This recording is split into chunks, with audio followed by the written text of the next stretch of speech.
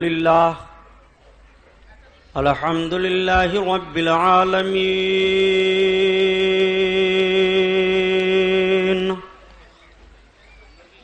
والصلاة والسلام على سيد المرسلين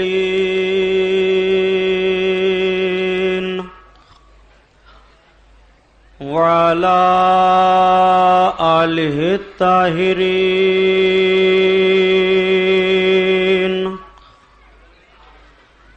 وأصحابه المطهرين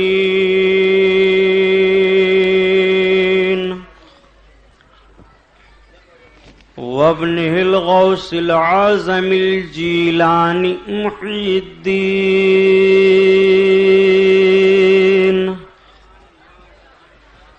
وأهل بيته أجمعين. أعوذ بالله من الشيطان الرجيم. بسم الله الرحمن الرحيم.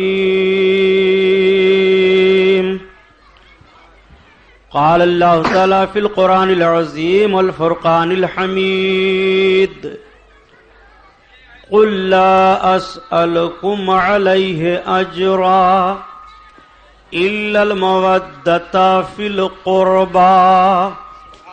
صدق الله البصير القدير وصدق رسوله البشير النذير والحمد لله رب العالمين.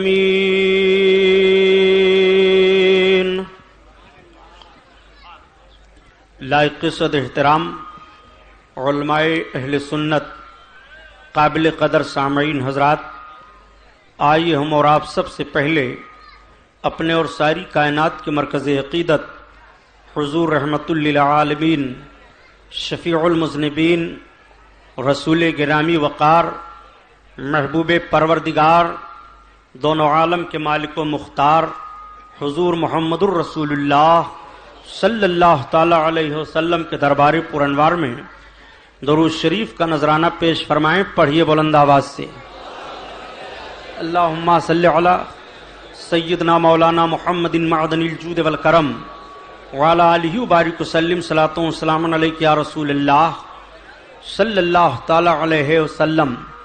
پورا مجمع خیر و برکت کے لیے اور درود شریف پڑھ لیجیے: اللہم صلی علی سیدنا مولانا محمد معدن الجود والکرم وعلی آلہ وبارک وسلم. صلاۃ و سلام علیک یا رسول اللہ صلی اللہ تعالی علیہ وسلم. حضرات گرامی، آج کا یہ عظیم الشان نورانی تاجدار کربلا کانفرنس، جس میں ہم اور آپ شرکت کی سعادت حاصل کیے ہوئے ہیں، جس کے انعقاد کرنے والے مدرسہ اہل سنت نوریہ سبحانیہ ریاض العلوم کے تمام ارکان اور محب گرامی جناب محترم قاری محمد وسیم صاحب، الحاج سیٹھ محمد صدیق صاحب، سیٹھ شیدہ حسین صاحب، سیٹھ سمیع اللہ صاحب، یہ جملہ حضرات میں سارے ارکان کے نام نہیں جانتا ہیں. رب العزت ان حضرات کی محنتوں کو قبول فرمائے. آپ حضرات کو سب سے زیادہ خوشی ہونی چاہیے کہ آپ کے اس اسٹیج پر آپ کے اسی حلقہ انتخاب سے منتخب کیے گئے شہزادہ مخدوم حضرت محترم علامہ صاحب الفضیلت سہیل اشرف صاحب قبلہ مدہ ذلہ العالی MLA تشریف فرما ہیں اسٹیج پر. ابھی حضرت سید صاحب قبلہ نے ارشاد فرمایا کہ سبحانی صاحب، میں اس کانفرنس کے لیے بڑی دقتوں کا سامنا کیا ہوں. ایروپلین سے دلی گیا، دلی سے آیا، اس کانفرنس میں فوراً شریک ہو رہا ہوں. اگر آپ حضرات سے ان کو محبت نہ ہوتی تو اپنا قیمتی وقت ایسے ماحول میں یہ آپ کو کیوں دیتے؟ ان کا آنا قوم و ملت کے لیے ہمدردی کا اعلان ہے. اور میں نے تو کئی جگہوں پر کہا کہ سید سہیل اشرف کسی آسان آدمی کا نام نہیں ہے، بلکہ قوم و ملت کے لیے ایک مضبوط چٹان مدبر انسان کا نام ہے۔ ان کے گھر میں دولت کی کمی نہیں، ان کے تو جد اعلیٰ سرکار سیدنا مخدوم اشرف کچھوچھوی رحمت اللہ تعالی علیہ نے اپنی سلطنت کو اسی قوم و ملت کے فروغ کے لیے ٹھوکر مار دی تھی۔ تو یہ اقتدار کے لیے نہیں بلکہ قوم کو دینی اور ملی اعتبار کے لیے قوم کے سامنے آتے ہیں۔ اس لیے جب آپ کو ہمیں یہ آواز دیں تو ہمارے اور آپ کے اوپر دینی اور ملی فریضہ یہ ہوتا ہے کہ اپنے ایک شہزادے مخدوم، قوم ملت کے درد رکھنے والے مجاہد، ملک کے اچھے سیاسی لیڈر حضرت علامہ سید سہیل اشرف صاحب قبلہ کا ساتھ دیا جائے۔ تو آپ حضرات اس بات پر راضی ہیں؟ ہاتھ اٹھائیے سب۔ نہیں، کچھ ہاتھ نہیں اٹھ رہے ہیں، پیارے امام حسین کی محفل ہے، ابھی تو میں نے کچھ کہا ہی نہیں، یہ گرا لو۔ اب جب سید صاحب قبلہ آپ کے سامنے آئیں گے تو آپ کو فیصلہ کرنا ہوگا کہ ہم کو سید پسند ہے، مخیر قوم جو ہو وہ پسند ہے، کہ گلی اور گٹر میں اور شراب کے نشے میں دھت رہنے والے پسند ہیں۔ اس لیے آپ کو یہ فیصلہ کرنا پڑے گا کہ ہم اس کو پسند کرتے ہیں جو شراب سے نفرت کرائے، جو اچھی راہ پر چلے اور چلائے، جو خود شریف اور سارے لوگوں کو شرافت کا پیغام دے، جس کا مشن قوم کے لیے ایجوکیشن ہو اور شکشا کا معاملہ آگے بڑھا کر کے قوم کے بچوں کا مستقبل سنوارے۔ ہمیں ایسے بہترین سیاسی لیڈر اور اپنے دین کے معاملات میں رہنما کی ضرورت ہے۔ میں تمام کمیٹی کی طرف سے ایم ایل اے سید سہیل اشرف صاحب کا شکر ادا کرتا ہوں اور امید کرتا ہوں کہ یہ قوم کی ہر بات کا جواب رات کی تاریکی میں بھی قوم پکارے، اپنے جھوپڑے سے پکارے تو دینے کے لیے تیار رہیں گے۔ اب درود شریف پڑھیے، پھر بات آگے بڑھے۔ اللہم صلی علی سیدنا مولانا محمد معدن الجود والکرم وعلی آلہ وبارک وسلم، صلاۃ و سلام علیک یا رسول اللہ صلی اللہ تعالی علیہ وسلم۔ تو آئیے حسب معمول سب سے پہلے اعلی حضرت عظیم البرکت آیت من آیات اللہ معجزۃ من معجزات رسول اللہ 14ویں صدی کے مجدد اعظم امام احمد رضا خان علیہ الرحمت والرضوان کی مقدس نعت پاک سے بیان کا آغاز ہو۔ اعلی حضرت اپنے آقا صلی اللہ علیہ وسلم کی نعت کہتے ہیں۔ نعت کا مطلب کہ سرکار کی تعریف نظم میں کرتے ہیں۔ اور سرکار کی تعریف کیا ہوتی ہے؟ ایسا لگتا ہے کہ رسول کریم صلی اللہ تعالی علیہ وسلم کی 63 سالہ مقدس زندگی ہمارے نگاہوں کے سامنے ہے اور ہم آقا کے جلووں کا نظارہ کر رہے ہیں۔ آقا کریم صلی اللہ علیہ وسلم کے مبارک چوکھٹ سے آواز آ رہی ہے کہ سارے لوگوں کے لیے یہ در کھلا ہوا ہے۔ واہ کیا جود و کرم ہے شہ بتا تیرا، واہ کیا جود و کرم ہے شہ بتا تیرا، واہ کیا جود و کرم ہے شہ بتا تیرا، نہیں سنتا ہی نہیں مانگنے والا تیرا، مانگنے والا تیرا۔ آقا کریم صلی اللہ علیہ وسلم کا در کریم سب کے لیے کھلا ہے۔ میرے آقا کا جود، سرکار کی بخشش ایسا ہے کہ جو بھی آقا کی بارگاہ میں ہاتھ پھیلا دے، سوال عرض کر دے، چاہے مدینہ شریف میں حاضر ہو کر اور چاہے دنیا کے کسی گوشہ سے، تو آقا اپنے اس چاہنے والے کے ہاتھ کو خالی نہیں فرماتے، اس لیے کہ رب نے انہیں اپنا محبوب بنایا ہے۔ اسی لیے تو اعلی حضرت عظیم البرکت فرماتے ہیں کہ میں تو مالک ہی کہوں گا کہ ہو مالک کے حبیب، یا رسول اللہ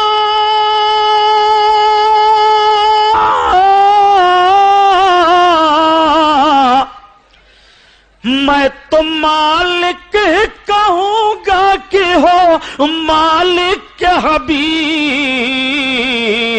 یعنی محبوب محب میں نہیں میرا تیرا، یعنی محبوب محب میں نہیں میرا تیرا۔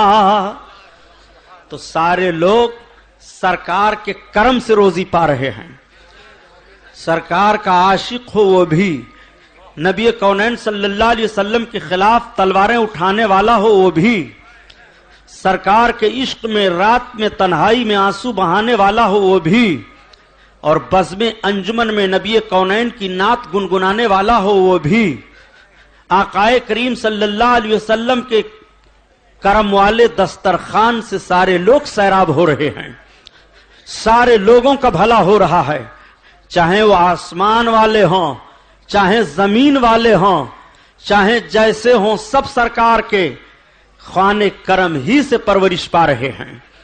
اور سرکار کا خوان کرم ہے کیا؟ ساری زمین اللہ کی نعمتوں سے بھری ہوئی ہے، اور یہ اللہ کی ساری نعمتیں اللہ نے اپنے بندوں ہی کے لیے رکھا ہے، اپنے محبوب کے صدقہ میں رکھا ہے۔ اسی لیے تو اعلی حضرت عظیم البرکت فرماتے ہیں کہ یا رسول اللہ سارا زمانہ آپ کا مہمان ہے، یا رسول اللہ آپ سب کے میزبان ہو۔ آسماں خان زمیں خان زمانہ مہمان، آسماں خان زمیں خان زمانہ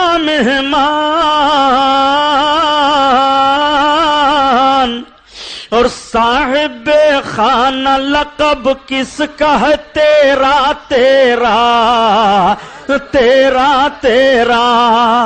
اللہ اکبر۔ وہ نبی کونین صلی اللہ علیہ وسلم کا در کریم ہے، کہاں کہاں اپنے رسول کے کرم کا انکار کرو گے؟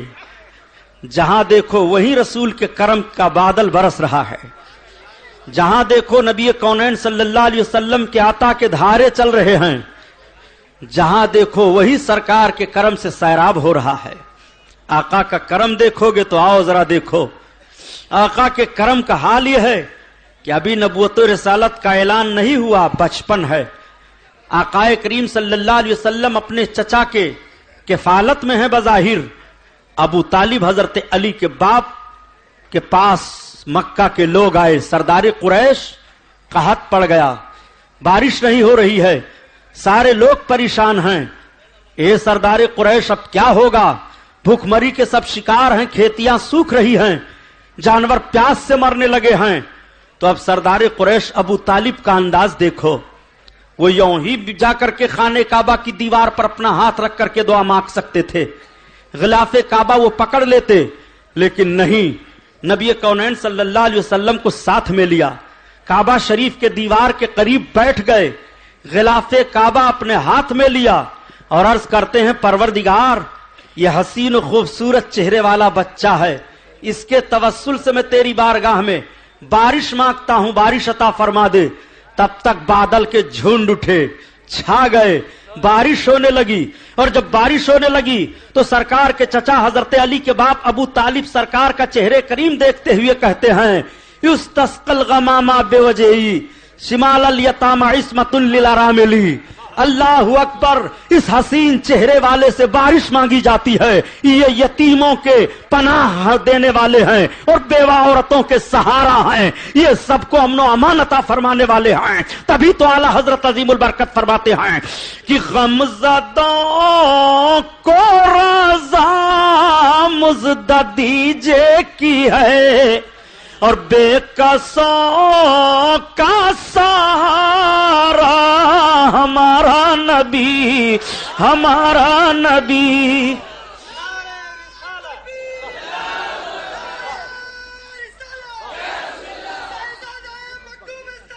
دیکھو کتنی عطا ہے نبی کونین کی۔ بات آ گئی تو میں عرض کر دوں، میرے سرکار کی نگاہ پاک جب ہند کی طرف ہے تو کیا رسول کونین صلی اللہ علیہ وسلم کے کرم کی نگاہ کربلا کی طرف نہیں اٹھ رہی ہے؟ آپ ذرا غور فرمائیں، مدینہ شریف کی سرزمین ہے، نبی کونین صلی اللہ علیہ وسلم اپنے حجرے مقدسہ پر تشریف فرما ہیں، دروازے پر میرے سرکار کھڑے ہیں، آقائے کریم کے لبہائے ناز پر مسکراہٹ ہے، سرکار مسکرا رہے ہیں۔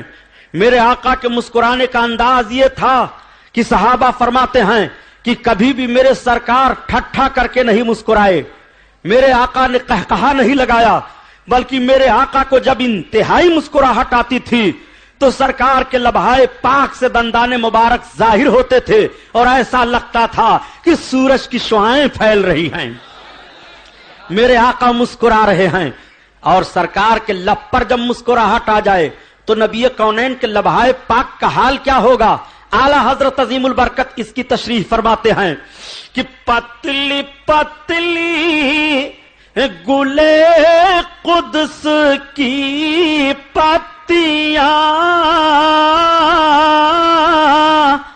ان لبوں کی نزاکت پہ لاکھوں سلام، لاکھوں سلام۔ اللہ اللہ، میرے سرکار صلی اللہ تعالی علیہ وسلم سے کسی نے عرض کیا، یا رسول اللہ آپ مسکرا رہے ہیں؟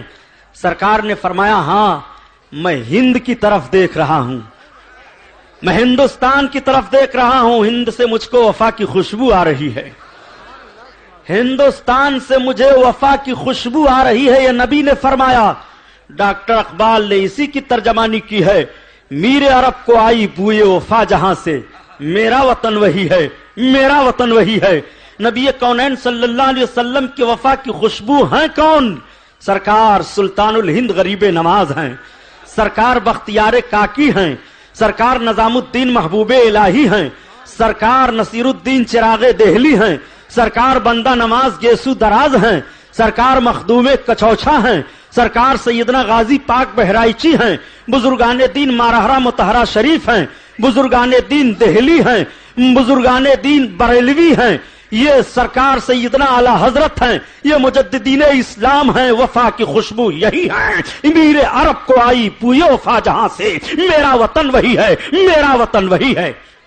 اس لیے یہ لال و گوہر ہندوستان میں اب بھی موجود ہیں، اب بھی نبی کونین صلی اللہ تعالی علیہ وسلم کے وفا کی خوشبو دینے والے الحمدللہ موجود ہیں۔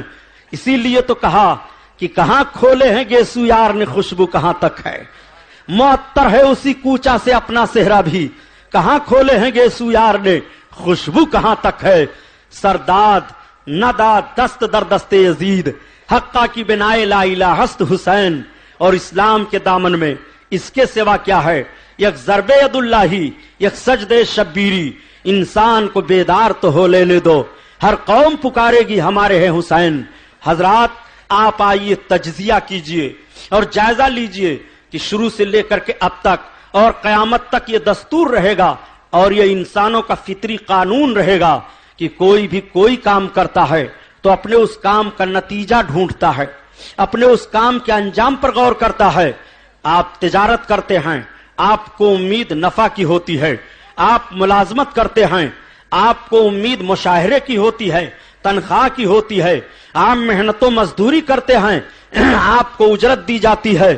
آپ دنیا کے کسی بھی انسان کا کوئی کام لے لیجئے، چاہے وہ سماجی کام ہو، اقتصادی کام ہو، معاشرتی کام ہو، کیسا بھی کام ہو، آدمی اپنے ہر کام کا اجرت چاہتا ہے، اپنے کام کے نفع کو دیکھنا چاہتا ہے، اپنے کام کے نتیجے کو چاہتا ہے۔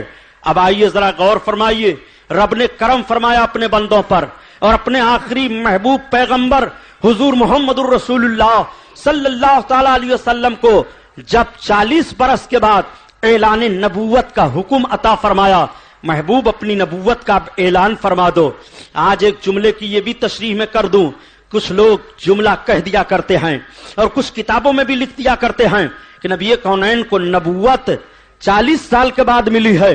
میں عرض کرتا ہوں یہ جملہ بدلو تاکہ عقیدے کا جنازہ نہ نکلنے پائے. صحاح ستہ کی حدیثوں میں سے ایک حدیث کی کتاب ہے جس کا نام جامع ترمذی ہے. ترمذی میں سرکار صلی اللہ علیہ وسلم کی حدیث پاک ہے. اللہ کے رسول صلی اللہ علیہ وسلم سے عرض کیا گیا یا رسول اللہ آپ کب سے نبی ہیں؟ نبی کونین صلی اللہ علیہ وسلم نے ارشاد فرمایا کن تو نبیوں وآدم بین الروح والجسد، میں اس وقت سے نبی ہوں جب حضرت آدم آب و گل کے درمیان منزل طے فرما رہے تھے. اللہ کے رسول صلی اللہ علیہ وسلم نے اپنی نبوت کو بتایا. اب 40 سال کے بعد اعلان نبوت کا حکم ملتا ہے. 40 سال کے بعد کیوں اعلان نبوت کا حکم ملتا ہے؟ 25 برس کے بعد رب تعالیٰ اعلان نبوت کا حکم دے دیتا، 15 برس کے بعد اعلان نبوت کا حکم دے دیتا. تو اگر اس عنوان پر میں بیان کرنا شروع کروں گا تو جو میں نے آیت کریمہ تلاوت کرنے کا شرف حاصل کیا ہے اس کے تعلق سے بات رہ جائے گی. آپ آگے بڑھیے اور دیکھیے میرے سرکار صلی اللہ علیہ وسلم نے اعلان نبوت فرمایا. یہ کے بعد دیگر لوگ اسلام میں داخلہ لینا شروع ہوئے. نبی کونین نے مکہ شریف میں اعلان نبوت فرمایا اور مکہ سے اسلام پھیلنا شروع ہوا. مکہ کے لوگوں نے بہت تنگ کرنا شروع کیا، بڑی دقتوں کا سامنا کرنا پڑا. رب تعالیٰ کی مشیت ہوئی کہ محبوب جب تک میری مرضی مکہ سے تمہاری موجودگی میں اسلام کو پھیلانا تھا میں تمہاری موجودگی میں اسلام کو بڑھاتا رہا. میرا منشا یہ ہے اب مکہ سے آگے بڑھو اور مدینہ سے اسلام کی تبلیغ شروع ہو جائے. میرے سرکار صلی اللہ علیہ وسلم ہجرت فرما کر کے مکہ سے مدینہ طیبہ آ گئے. سرکار نے ہجرت کی ہے، مدینہ طیبہ میں تشریف لائے ہیں. اسلام بڑھتا چلا جا رہا ہے. اسلام کے نشر و اشاعت کے لیے نبی کونین صلی اللہ علیہ وسلم کی مقدس زندگی پاک کی مصروفیت بڑھتی چلی جا رہی ہے.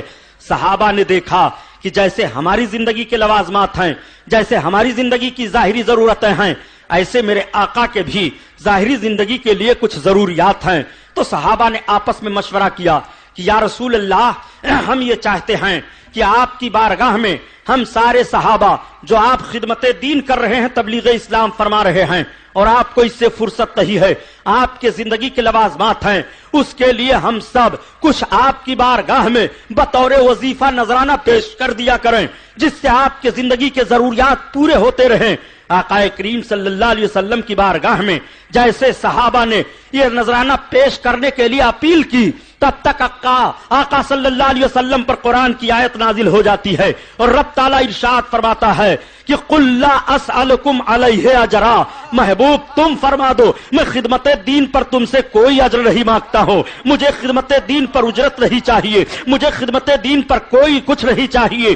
اللہ نے ارشاد فرمایا محبوب تم کہہ دو مجھے تبلیغ اسلام پر اجرت نہیں چاہیے، تبلیغ اسلام پر میں اجرت نہیں لے رہا ہوں. اللہ کے رسول صلی اللہ تعالیٰ علیہ وسلم نے جب یہ ارشاد فرمایا تو سرکار آیت کریمہ کا دوسرا ٹکڑا تلاوت فرما رہے ہیں. ہاں میرا رب یہ ارشاد فرما رہا ہے الا المودۃ فی القربا، ہاں ہمارے قرابت داروں کی محبت کرو، ہمارے گھر والوں سے محبت کرو. آقا کریم صلی اللہ تعالیٰ علیہ وسلم نے جب یہ ارشاد فرمایا الا المودۃ فی القربا، میرے قرابت داروں کی محبت تمہارے دل میں ہونی چاہیے، ان سے تم محبت کرو.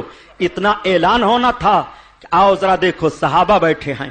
حضرت سعد بن وقاص رضی اللہ تعالیٰ عنہ، یہ حضرت سعد بن وقاص ہیں جو امر میدان کربلا میں حضرت امام علی مقام پر پہلا تیر چلایا تھا اور 22,000 لشکر کا سپہ سالار بن کر کے گیا تھا. اسی کے باپ حضرت سعد بن وقاص ہیں. حضرت سعد بن وقاص عرض کرتے ہیں یا رسول اللہ یہ آیت نازل ہوئی ہے قُلْ لَا أَسْأَلُكُمْ عَلَيْهِ أَجْرًا، تبلیغ اسلام پر فرما دو میں تم سے کوئی اجر نہیں مانگتا. میرے آقا یہ تو بات سمجھ میں آ گئی، لیکن آگے جو رب ارشاد فرماتا ہے الا المودۃ فی القربا، یا رسول اللہ قرابت داروں سے محبت ہم کریں تو آپ کے قرابت دار کون ہیں؟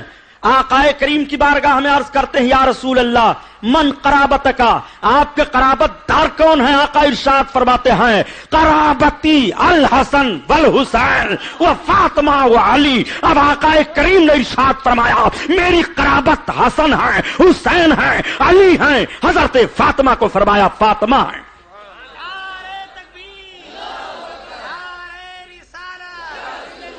سارے صحابہ سن رہے ہیں کہ یہ آیت خاتون جنت فاطمہ زہرا، حضرت علی، حضرت امام حسن، حضرت امام حسین کے بارے میں نازل ہوئی ہے. اس کو آیت مودت کہتے ہیں. رب نے قرآن فرما دیا کہ حسین سے محبت کرو. رب نے قرآن میں حکم دے دیا کہ میرے محبوب کے قرابت داروں سے مودت کرو. اسی لیے تو میرے آقا ارشاد فرماتے ہیں جس نے حسین سے محبت کی اس نے مجھ سے محبت کی. جس نے حسین کو چاہا اس نے مجھ کو چاہا، اور جس سے حسین راضی ہو گئے اس سے میں راضی ہوں، اور جس سے میں راضی ہوں اس سے اللہ راضی ہے، اور جس سے اللہ راضی ہو اس کا ٹھکانہ جنت ہے. نعرہ تکبیر، نعرہ رسالت اہل سنت، نوری مسجد. آیت مودت ذہن میں رکھو. قرآن کا ایک حوالہ یہ لو، دوسرا حوالہ دے رہا ہوں. حضرت امام حسین اور حضرت امام حسن، ان کے باپ ان کی ماں کے تعلق سے قرآن میں رب تعالیٰ آیتیں نازل فرما رہا ہے اپنے محبوب پر. ذرا دیکھو تو اللہ کے رسول صلی اللہ علیہ وسلم اپنی بیوی ام المومنین حضرت ام سلمہ کے حجرے پاک میں تشریف فرما ہیں. تب تک سرکار پر آیت کریمہ نازل ہوئی. حضرت جبریل علیہ الصلوۃ والتسلیم آیت لے کر کے آ گئے. انما یرید اللہ یذهبوا انما یرید اللہ عنکم الرجس ویطہرکم تطہیرا. اللہ نے اپنے محبوب پر قرآن کی آیت نازل فرما دیا. محبوب، اللہ چاہتا ہے کہ تم سے اور تمہارے گھر والوں سے آلودگی کو پاک فرما دے. ویطہرکم تطہیرا، اور تمہیں خوب خوب پاک فرما دے. جیسے یہ آیت کریمہ نازل ہوتی ہے، اللہ کے حبیب صلی اللہ تعالی علیہ وسلم اپنی وہ چادر شریف جس کو مزمل کہا جاتا ہے اس کو اپنے دست نبوت میں لے لیتے ہیں اور سرکار پھیلاتے ہیں. ارشاد فرماتے ہیں علی ادھر آ جاؤ. حضرت علی پہنچ گئے سرکار کی بارگاہ میں. فاطمہ تم ادھر آؤ. حضرت فاطمہ پہنچ گئیں. علی حسین تم ادھر آؤ. حضرت امام حسین پہنچ گئے. حسن تم آؤ. حضرت امام حسن پہنچ گئے. یہ چاروں نفوس قدسیہ بارگاہ رسالت میں دوزانوں بیٹھ جاتے ہیں. نبی کونین تشریف فرما ہیں. ام المومنین حضرت ام سلمہ کا گھر ہے. اس کمرے میں اللہ کے رسول نے اپنی چادر پاک میں ان چاروں کو چھپایا اور اس کے اندر اپنے سر انور کو ڈال کر کے اپنے آپ کو چھپایا اور رب کی بارگاہ میں عرض کیا، اے پروردگار، ہاؤلائے اہل بیتی، یہ میرے گھر والے ہیں، انہیں خوب خوب پاک فرما دے. تب تک ام المومنین حضرت ام سلمہ عرض کرتی ہے، یا رسول اللہ، اور مجھے بھی. آقا فرماتے ہیں، ام سلمہ تم بھلائی پر ہو، تم خیر پر ہو. نبی کونین نے آیت تطہیر میں جس کو لیا ہے وہ حضرت علی ہیں، حضرت فاطمہ ہیں، حضرت حسن ہیں، حضرت حسین ہیں. یہ پانچ نفوس قدسیہ ہیں جو آیت تطہیر نازل ہوتی ہے اور مزمل چادر میں اڑا کر کے نبی پاکی کی دعا کے لیے رب کی بارگاہ میں عرض کر رہے ہیں. رب تعالیٰ نے انہیں اتنا پاک کیا، اتنا پاک کیا، اتنا پاک کیا کہ وہ سراپا نور ہی نور ہیں. اسی لیے تو اعلیٰ حضرت عظیم البرکت فرماتے ہیں کہ تیری نسل پاک میں ہے بچہ بچہ نور کا،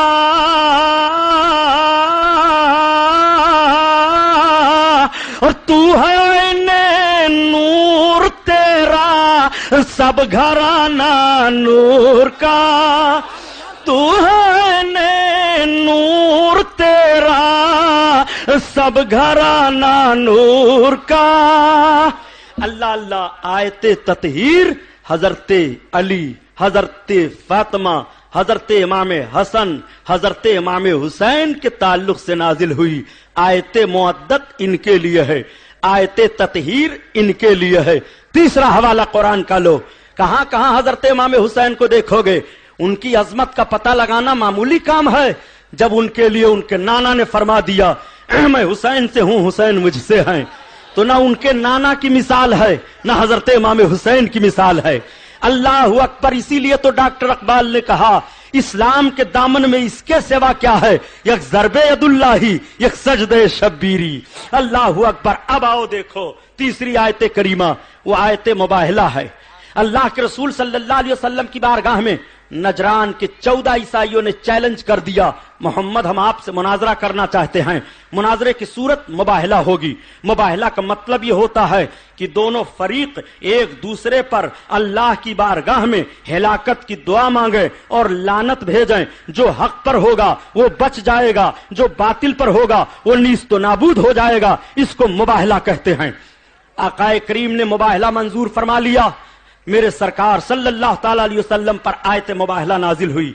महबूब तुम अपने बच्चों को बुला लो, अपनी औरतों को बुला लो, अपने घर वालों को बुला लो। तो मेरे आका ने किसको बुलाया? इरशाद फरमाते हैं अली इधर आ जाओ। आयत में रब ताला फरमाता है मर्दों को अपने बुला लो। मेरे सरकार मर्दों में हजरत अली को बुलाते हैं। रब ने इरशाद फरमाया औरतों को बुला लो, निसाना, हम अपनी औरतों को बुलाते हैं, औरतों को बुलाओ। आकाए करीम ने औरतों में सैयदतिन निसाइल आलमीन हजरत खातून जन्नत को बुलाया, अपनी शहजादी को बुलाया और हजरत इमाम हसन को बुलाया, इमाम हुसैन को बुलाया।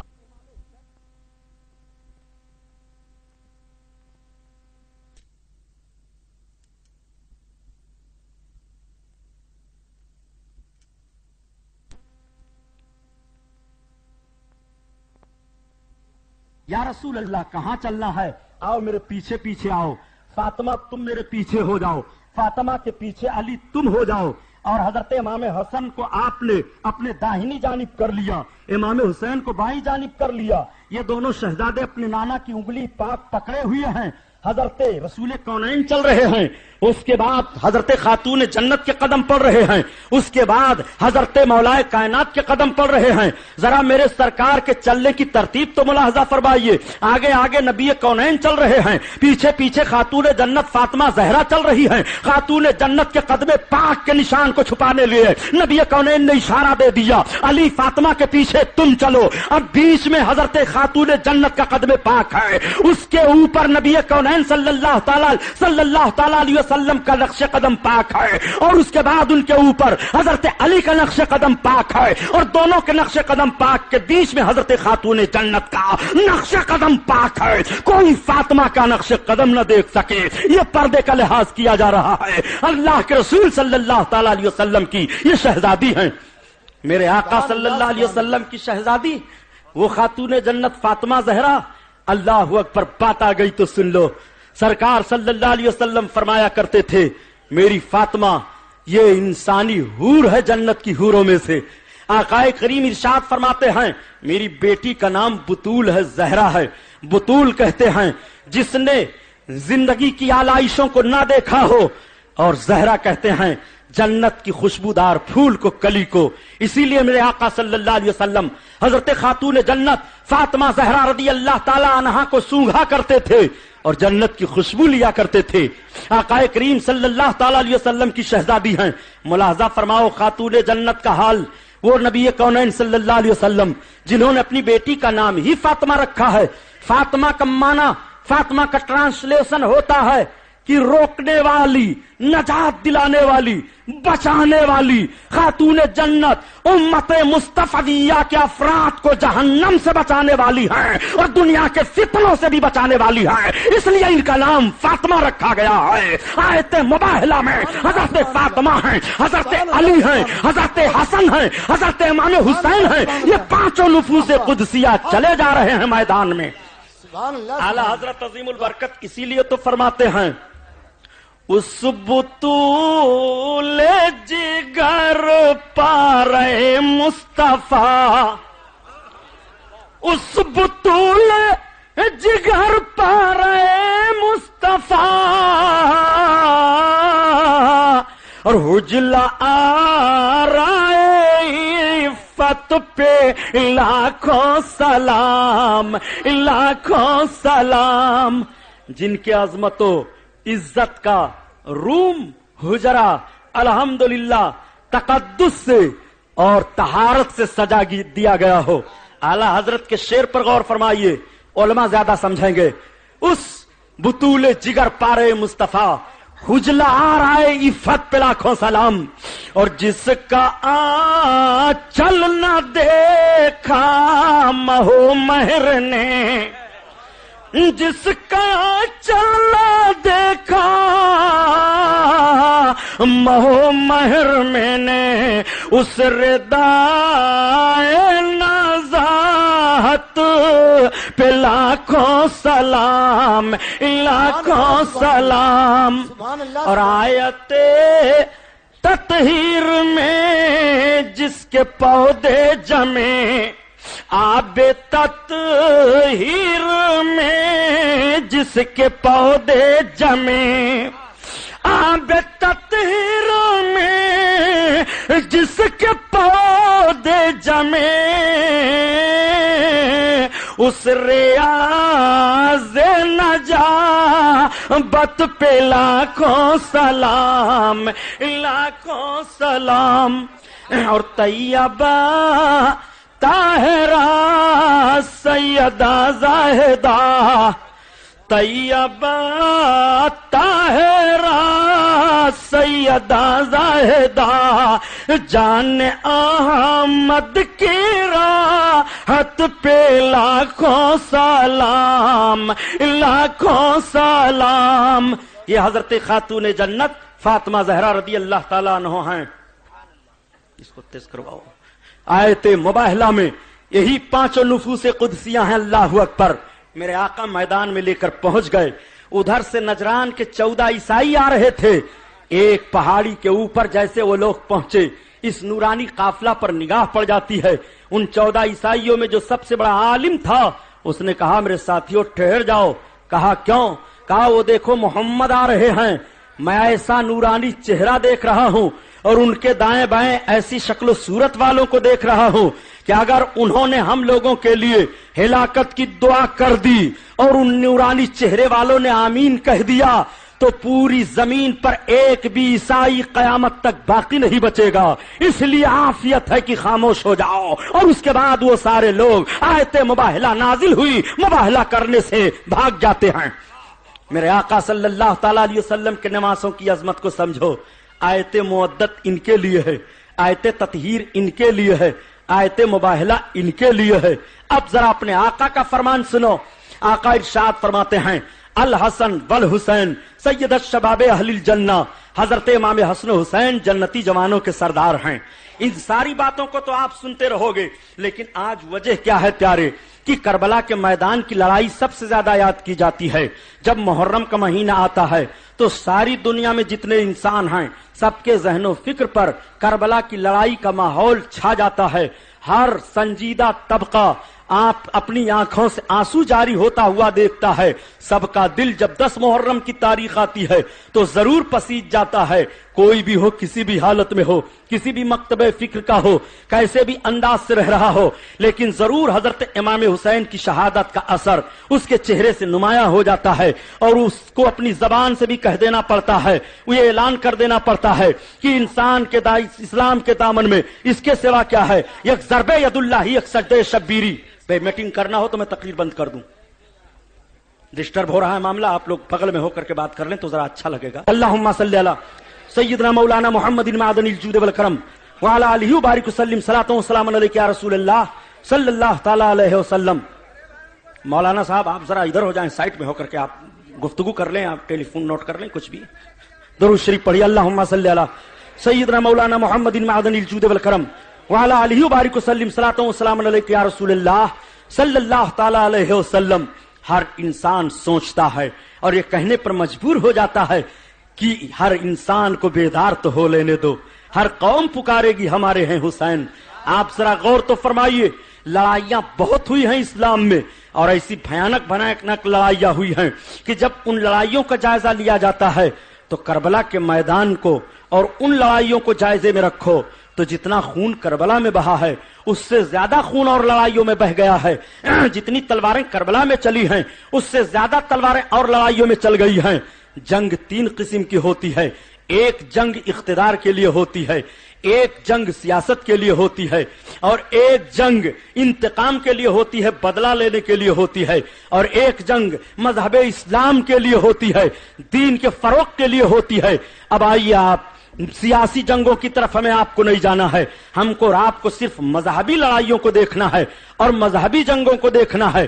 جب مذہبی جنگوں کی تشریح کی جاتی ہے اور مذہبی جنگوں کا جائزہ لیا جاتا ہے تو کچھ ایسے بھی دانشور اس دور میں پائے جاتے ہیں جو یہ کہہ دیتے ہیں کہ مذہب اسلام دہشت گردی سکھاتا ہے، مذہب اسلام تلوار لے کر کے نکلنے کو سکھاتا ہے اور مذہب اسلام قتل و غارت گری کا پیغام دیتا ہے۔ میں عرض کرتا ہوں آپ سنجیدگی سے غور کرو کہ مذہب اسلام پھیلنا شروع ہوا، میرے آقا صلی اللہ علیہ وسلم نے جب مکہ شریف میں اسلام کو پھیلانا شروع کیا تو مکہ میں رسول اللہ کی تلوار پہلے نکلی ہے کہ سرکار کے دشمنوں کی تلواریں پہلے نکلی ہیں۔ رسول کونین صلی اللہ علیہ وسلم پر طائف میں پتھر پھینکے گئے تھے کہ رسول کے جانثاروں نے پتھر پھینکا ہے۔ تمہیں کہنا پڑے گا کہ رسول اللہ صلی اللہ تعالی علیہ وسلم انسانیت کا پیغام دے رہے ہیں اور جن لوگوں کے اندر انسانیت قبول کرنے کی صلاحیت نہیں پائی جا رہی ہے وہ رسول کونین پر پتھر پھینک رہے ہیں۔ تو جو پتھر پھینک رہا ہے اور انسانیت کا خون کر رہا ہے دہشت گرد وہ مانا جائے گا، دہشت گرد اسے کہا جائے گا۔ اب آپ ذرا پھر ملاحظہ فرماتے چلیے، رسول کونین صلی اللہ تعالی علیہ وسلم نے جب اسلام کو پھیلانا شروع کیا تو مکہ میں تلواریں نکل آتی ہیں۔ دار الندوہ میں رسول کو قتل کرنے کا پروگرام رسول کے شہدائیوں نے بنایا تھا کہ دہشت گردوں نے بنایا تھا، رسول کونین صلی اللہ تعالی علیہ وسلم کے دشمنوں نے بنایا تھا۔ طائف میں پتھر پھینکے گئے، دہشت گرد کہنا ہے تو انہیں کہو۔ ندوہ میں پروگرام بنایا گیا، دہشت گرد کہنا ہے تو انہیں کہو۔ رسول کونین صلی اللہ تعالی علیہ وسلم کے خلاف جب میرے سرکار کے مقدس حجرے پاک کو رات کے تیسرے پہر میں آ کر کے دشمنان اسلام گھیر لیتے ہیں، سب کی تلواریں نکل آتی ہیں، ایک محمد عربی کے خون کے پیاسے دکھائی دے رہے ہیں، سب کی تلواریں چمک رہی ہیں، میں آپ سے پوچھنا چاہتا ہوں ان تلواروں کا چمکانا رسول کونین کی طرف سے ہے اور رسول کے شہدائیوں کی طرف سے ہے کہ رسول کونین کے دشمنوں کی طرف سے ہے؟ آپ کو کہنا پڑے گا کہ رسول کونین صلی اللہ علیہ وسلم کے دشمنوں کی طرف سے ہے۔ اب آؤ آپ ذرا جائزہ لیتے ہوئے چلو، رسول کونین ہجرت فرما کر کے مدینہ طیبہ آئے ہیں، سرکار اسلام پھیلا رہے ہیں، میرے آقا یہی تو پیغام دے رہے تھے کہ معبود تمہارا ایک معبود ہے، یہ پتھر تمہارے معبود نہیں ہیں، یہ شجر و حجر تمہارے معبود نہیں ہیں، یہ چاند و سورج تمہارے معبود نہیں ہیں، تم ایک خدا کو مانو اور ایک خدا کی عبادت کرو، میں اس خدا کا رسول ہوں جو ساری کائنات کا پالنہار ہے۔ یہی پیغام تو نبی کونین نے دیا تھا، مگر جب اس پیغام کو نہ قبول کرنے والے سامنے آتے ہیں اور دشمنی پر آمادہ ہو جاتے ہیں تو تلواریں نکل آتی ہیں۔ لیکن ایک بات میں عرض کرتا چل رہا ہوں پیارے، آپ پہلی جنگ اسلام کو لے لو، آج جو لوگ یہ ذہن دیا کرتے ہیں کہ مذہب اسلام دہشت گردی کا پیغام دیتا ہے، مذہب اسلام کی کوئی بھی جنگ ہو اس میں پہل کی ہی نہیں گئی ہے، اس میں دہشت گردی کا معاملہ آیا ہی نہیں ہے۔ آپ ذرا اندازہ لگائیں، رسول کونین صلی اللہ تعالی علیہ وسلم تو تبلیغ اسلام پھیلا رہے ہیں، آقا کریم کی بارگاہ میں خفیہ رپورٹ دی جاتی ہے، یا رسول اللہ مکہ کے 1000 اسلام کے دشمن مدینہ شریف پر چڑھائی کرنے کے لیے تیار ہو گئے ہیں اور ان کا قافلہ چل چکا ہے۔ اب آپ سے میں پوچھنا چاہتا ہوں، رسول کونین صلی اللہ علیہ وسلم تو مکہ سے ہجرت کر کے مدینہ طیبہ چلے آئے ہیں، ان لوگوں کو مکہ سے مدینہ پر چڑھ کر نہیں جانا چاہیے۔ آپ یہی سے اندازہ لگائیے، جو مکہ کے اسلام دشمن سپاہی مدینہ شریف پر اسلام کی دشمنی میں چڑھ رہے ہیں، دہشت گرد انہیں کہو گے کہ مدینہ شریف میں 313 شہدائیوں کو دہشت گرد کہو گے؟ تمہیں کہنا پڑے گا کہ دہشت گرد وہی لوگ ہیں کہ میرے آقا تم مکہ سے مدینہ چلے گئے ہیں اور تبلیغ اسلام پھیلا رہے ہیں،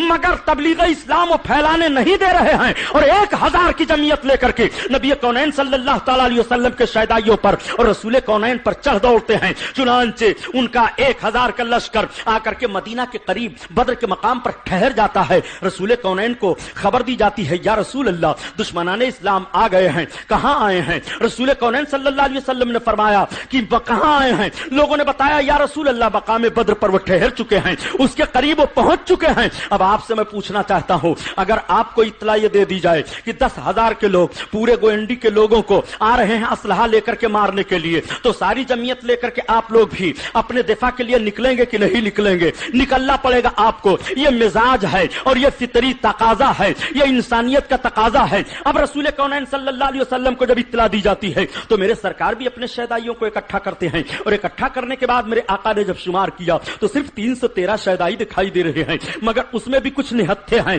کسی کے پاس تلوار ہے تو گھوڑا نہیں، کسی کے پاس گھوڑا ہے تو ہتھیار نہیں۔ اس طور پر یہ 313 بھی رسول کونین کے قدموں میں قربان ہونے کے لیے مدینہ طیبہ سے نکل پڑتے ہیں۔ مقام بدر پر پڑاؤ پڑ جاتا ہے، ایک طرف دشمن کی فوج ہے، ایک طرف رسول کونین صلی اللہ علیہ وسلم کے شہدائی ہیں۔ 5 میل کی دوری پر مدینہ شریف سے مقام بدر پایا جا رہا ہے اور 422 کلومیٹر کی دوری مکہ شریف سے مدینہ شریف پایا جا رہا ہے۔ 422 کلومیٹر چڑھ کر کے جو آئے ایک نظریے کو ختم کرنے کے لیے، دہشت گرد اسے کہا جائے گا کہ جو 313 کی افراد لے کر کے دفاع کے لیے نکلے اور انسانیت کی حفاظت کے لیے نکلے، دہشت گرد اسے کہا جائے گا۔ میں آپ سے پوچھنا چاہتا ہوں کہ اسلام کی کوئی لڑائی تم نہیں دکھا سکتے ہو کہ جس میں اسلامی مجاہدین بڑھ کر کے تمہارے سامنے گئے ہوں اور تمہارے سامنے وہ جا کر کے انہوں نے تمہارا خون کیا ہو۔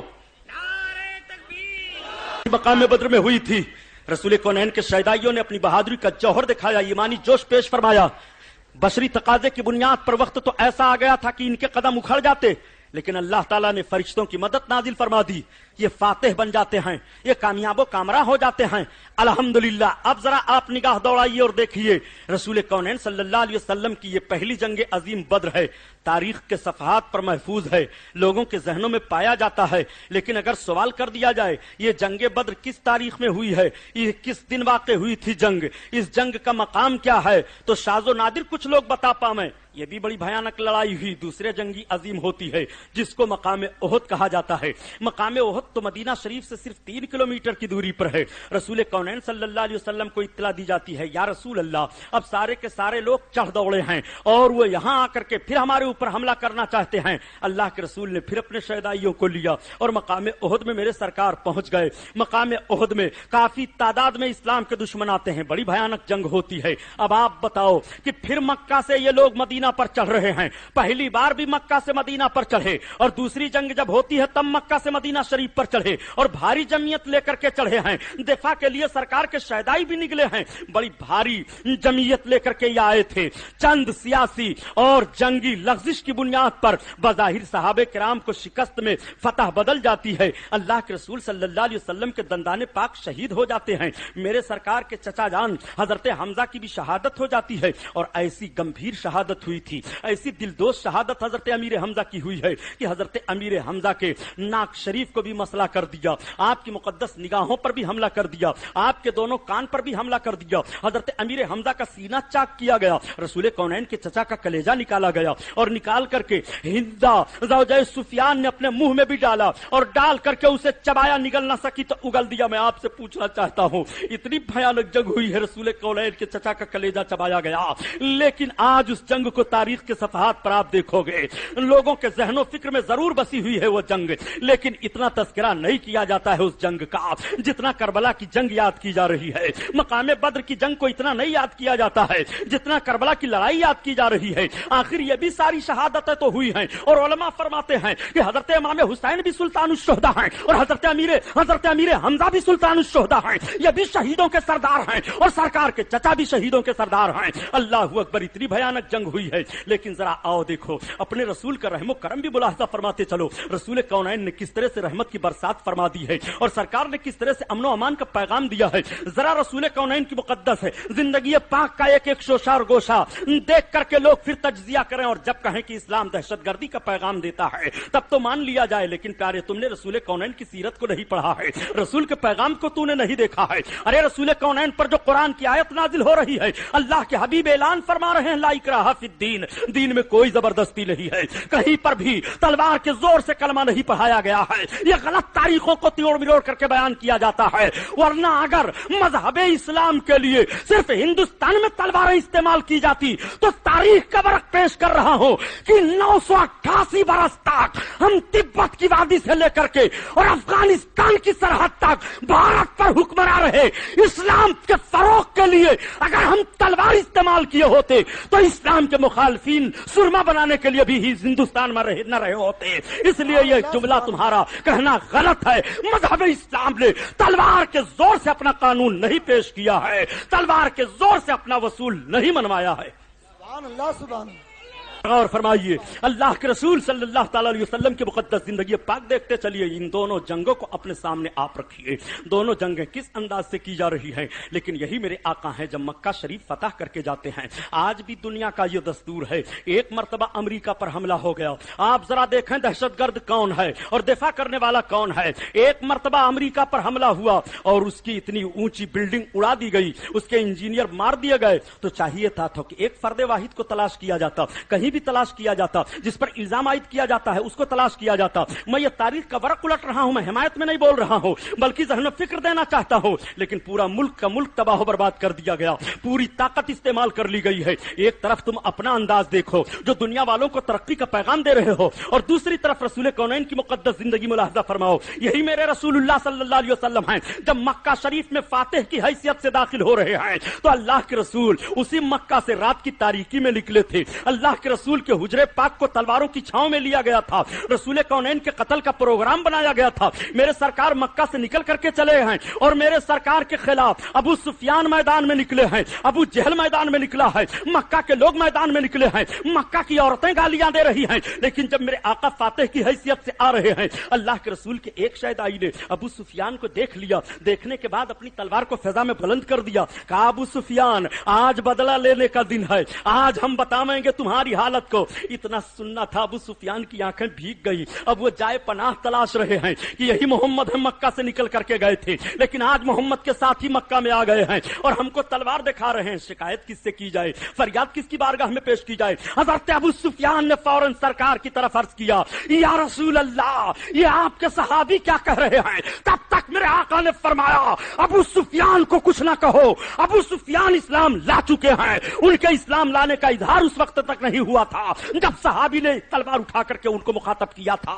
اور اس کے بعد میرے آقا ارشاد فرماتے ہیں, اے میرے صحابہ الیوم یوم المرحمہ, الیوم یوم المرحمہ, آج رحمت کا دن ہے. آج میں نے معاف کر دیا مکہ والوں کو, میں نے معافی کا پروانہ دے دیا مکہ والوں کو. ارے میں نے اتنا معاف کیا, اتنا معاف کیا کہ یہی ابو سفیان ہیں جو میرے مقابلے میں لشکر لے کر کے گئے تھے, تیر و تلوار کی بارشیں کروائی تھی. مگر میں اتنا اعلان کر رہا ہوں کہ جو ابو سفیان کے مکان میں چلا جائے گا اس پر بھی تلوار نہیں اٹھائی جائے گی, اسے بھی امن دے دیا جائے گا, اس کے لیے بھی امن و امان ہے. ذرا رسول کونین کے رحم و کرم کی برسات ملاحظہ فرماتے چلیے. رسول نے جب اعلان فرما دیا آج رحمت کا دن ہے, سارے لوگوں کے لیے رحمت کا پیغام نشر کیا گیا ہے. اللہ کے رسول کے اس پیغام کو جیسے مکہ کے گھر گھر میں پہنچایا جاتا ہے, رسول کونین کی یاد میں جو عورتیں گالیاں دے رہی تھی وہی نکل آتی ہیں اور اپنے گود میں بچوں کو لے کر کے نکل آتی ہیں. ماں کی گودوں سے بچے اچھل پڑتے ہیں. اے میری ماں, اس رسول کا چہرہ دکھا دو جس کے خلاف میرے باپ نے تلوار اٹھائی تھی اور میدان جنگ میں لڑے ہیں. ایسے موڑ پر بھی وہ رسول ہم پر فاتح ہو کر کے آئے تو ہمیں معاف کر دے رہے ہیں. اس رسول کا ہم چہرہ دیکھنا چاہتے ہیں. رسول اللہ نے عام معافی کا اعلان پورا مکہ میں فرما دیا ہے. اب میرے ساتھ آقا کریم صلی اللہ علیہ وسلم کے دامن کرم سے وابستگی ملاحظہ فرماؤ.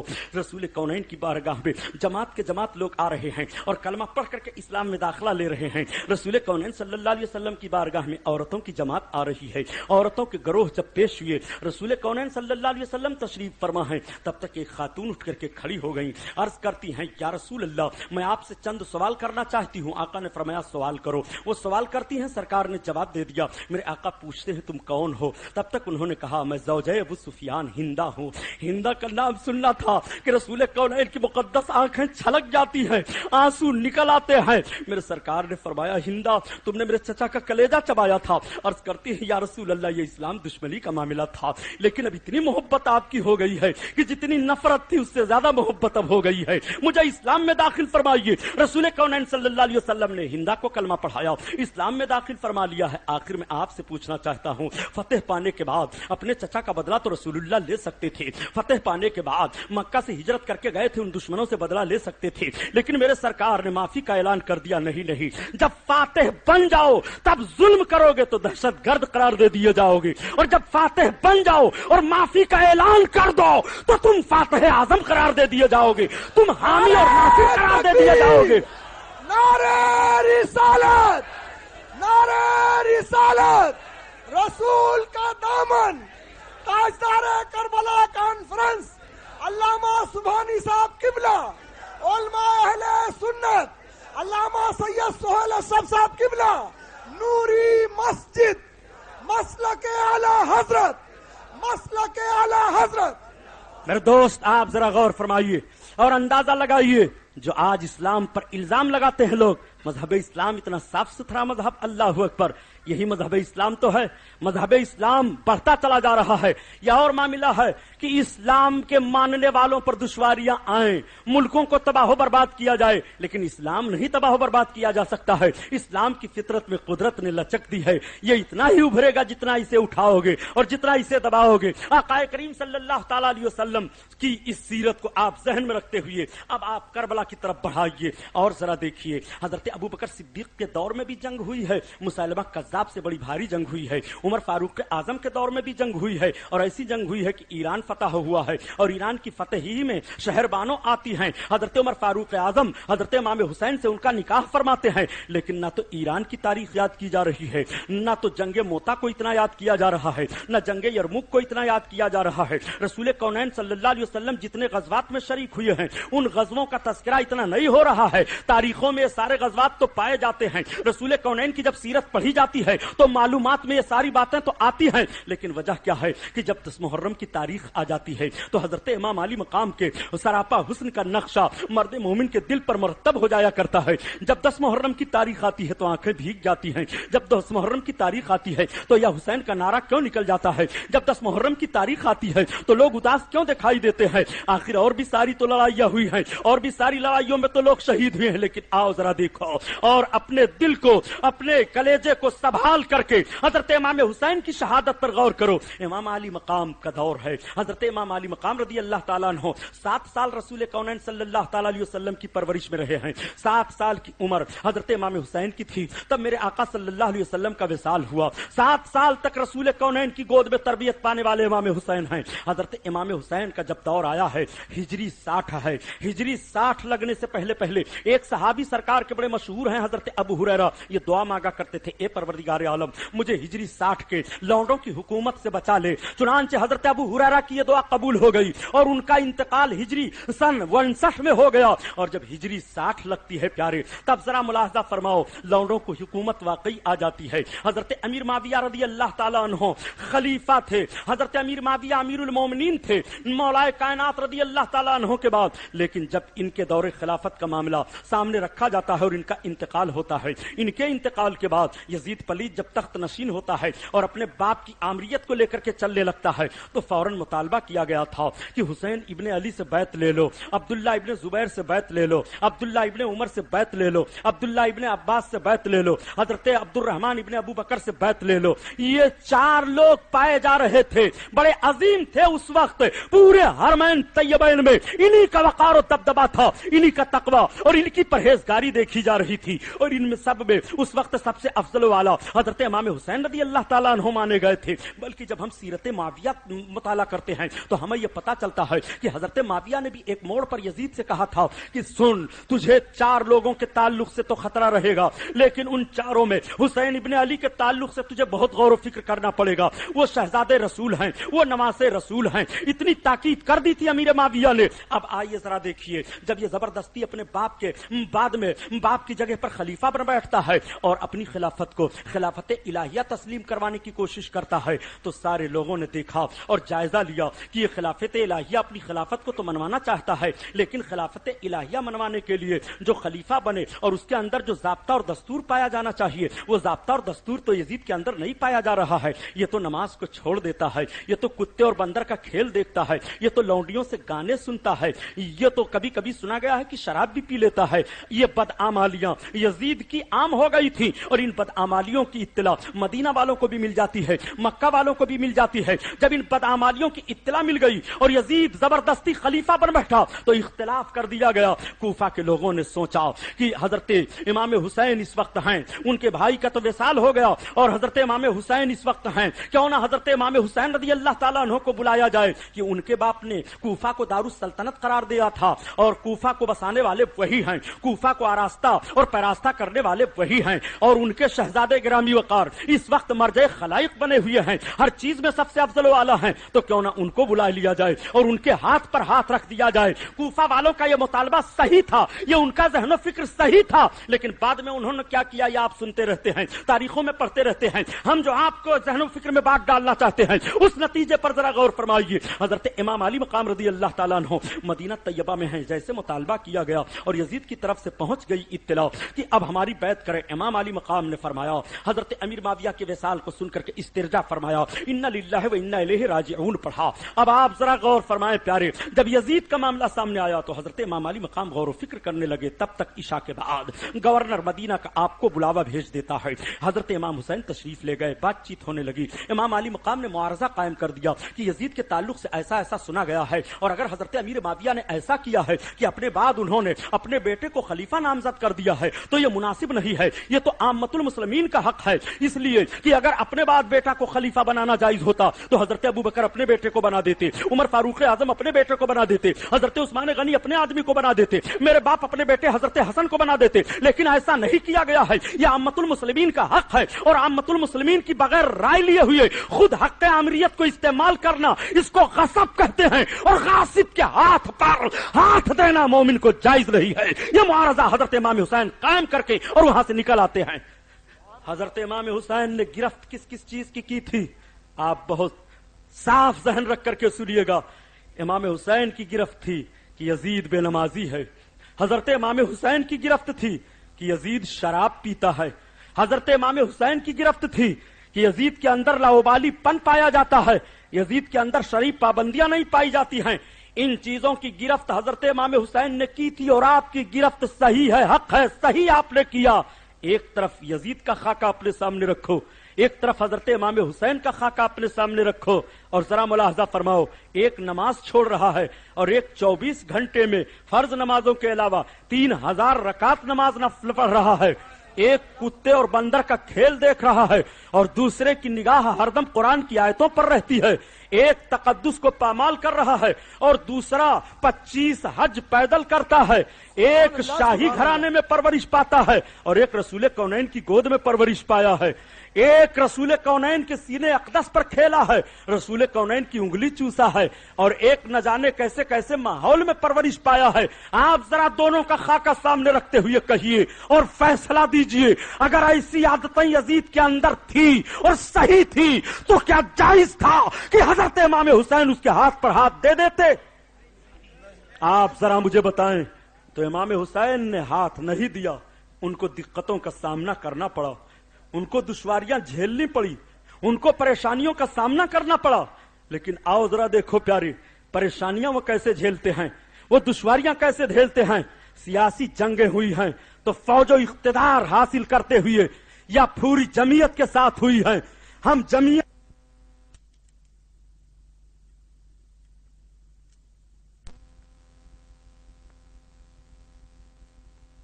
ہمارے سامنے بہت سے لوگ رہے، لیکن جب لوگ کہہ دیا کرتے ہیں کہ امام حسین نے حکومت کی بغاوت کر دی تھی اور یزید کو امیر المومنین نہیں مانا تھا، یزید کے فوجیوں نے ان کو کربلا کے میدان میں شہید کر دیا، اس بات کو بہت لمبا چوڑا بڑھا کر کے آپ لوگ پیش کیا کرتے ہیں۔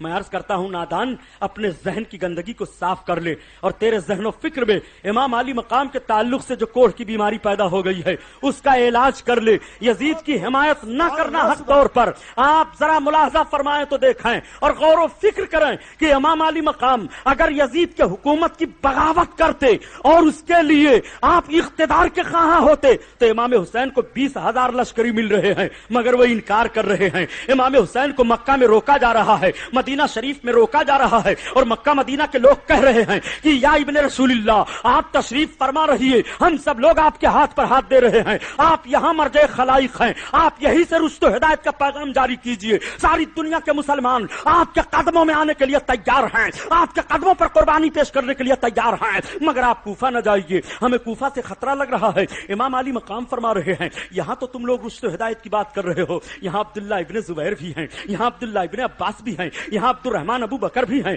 یہاں حضرت عبداللہ ابن عمر بھی ہیں، یہ سب کے سب سرکار کے صحابہ ہیں، یہ تابعین ہیں، یہ حضرت ابو سعید خدری ہیں، یہ فلاں ہیں، یہ فلاں ہیں، یہ سارے لوگ سرکار کے صحابہ اور سرکار کے صحابہ کے بعد تابعین تبع تابعین، یہ سارے لوگ پائے جا رہے ہیں۔ ہیں کوفہ کے لوگ ہمیں بلا رہے ہیں تو ہمیں کوفہ میں جانے دو، وہ رشد و ہدایت کی بات کر رہے ہیں تو ہمیں جانے دو، اب ہمارے سامنے کوئی شرعی حجت ایسی نہیں رہ گئی ہے کہ میں ہیلا اور بہانہ کر دوں اس لیے کوفہ نہ جاؤں۔ حضرت امام علی مقام نے جب یہ سوال رکھا تو اہل حرمین خاموش ہو جاتے ہیں۔ امام علی مقام نے تیاری کر لی ہے، اے پیارے اگر امام علی مقام کو لڑنا ہوتا تو 6 مہینے کا شیرخوار بچہ لے کر کے نہ جاتے، امام علی مقام کو لڑنا ہوتا تو اپنی بیویوں کو لے کر کے نہ جاتے، امام علی مقام کو لڑنا ہوتا تو کربلا کی سرزمین پر 8 سالہ بچی سکینہ کی آہوزاری سننے کے لیے سکینہ کو نہ لے کر کے جاتے، امام علی مقام کو لڑنا ہوتا تو اپنے بیٹے بیمار کو نہ لے کر کے جاتے، حضرت امام علی مقام کو لڑنا ہوتا تو اپنی بہن حضرت زینب کو لے کر کے نہ جاتے۔ میں آپ سے پوچھنا چاہتا ہوں کوئی بھی اپنے مخالف سے جب جنگ کرنے کے لیے جاتا ہے تو بتاؤ کیا 6 مہینے کا شیرخوار بچہ لے جایا جاتا ہے،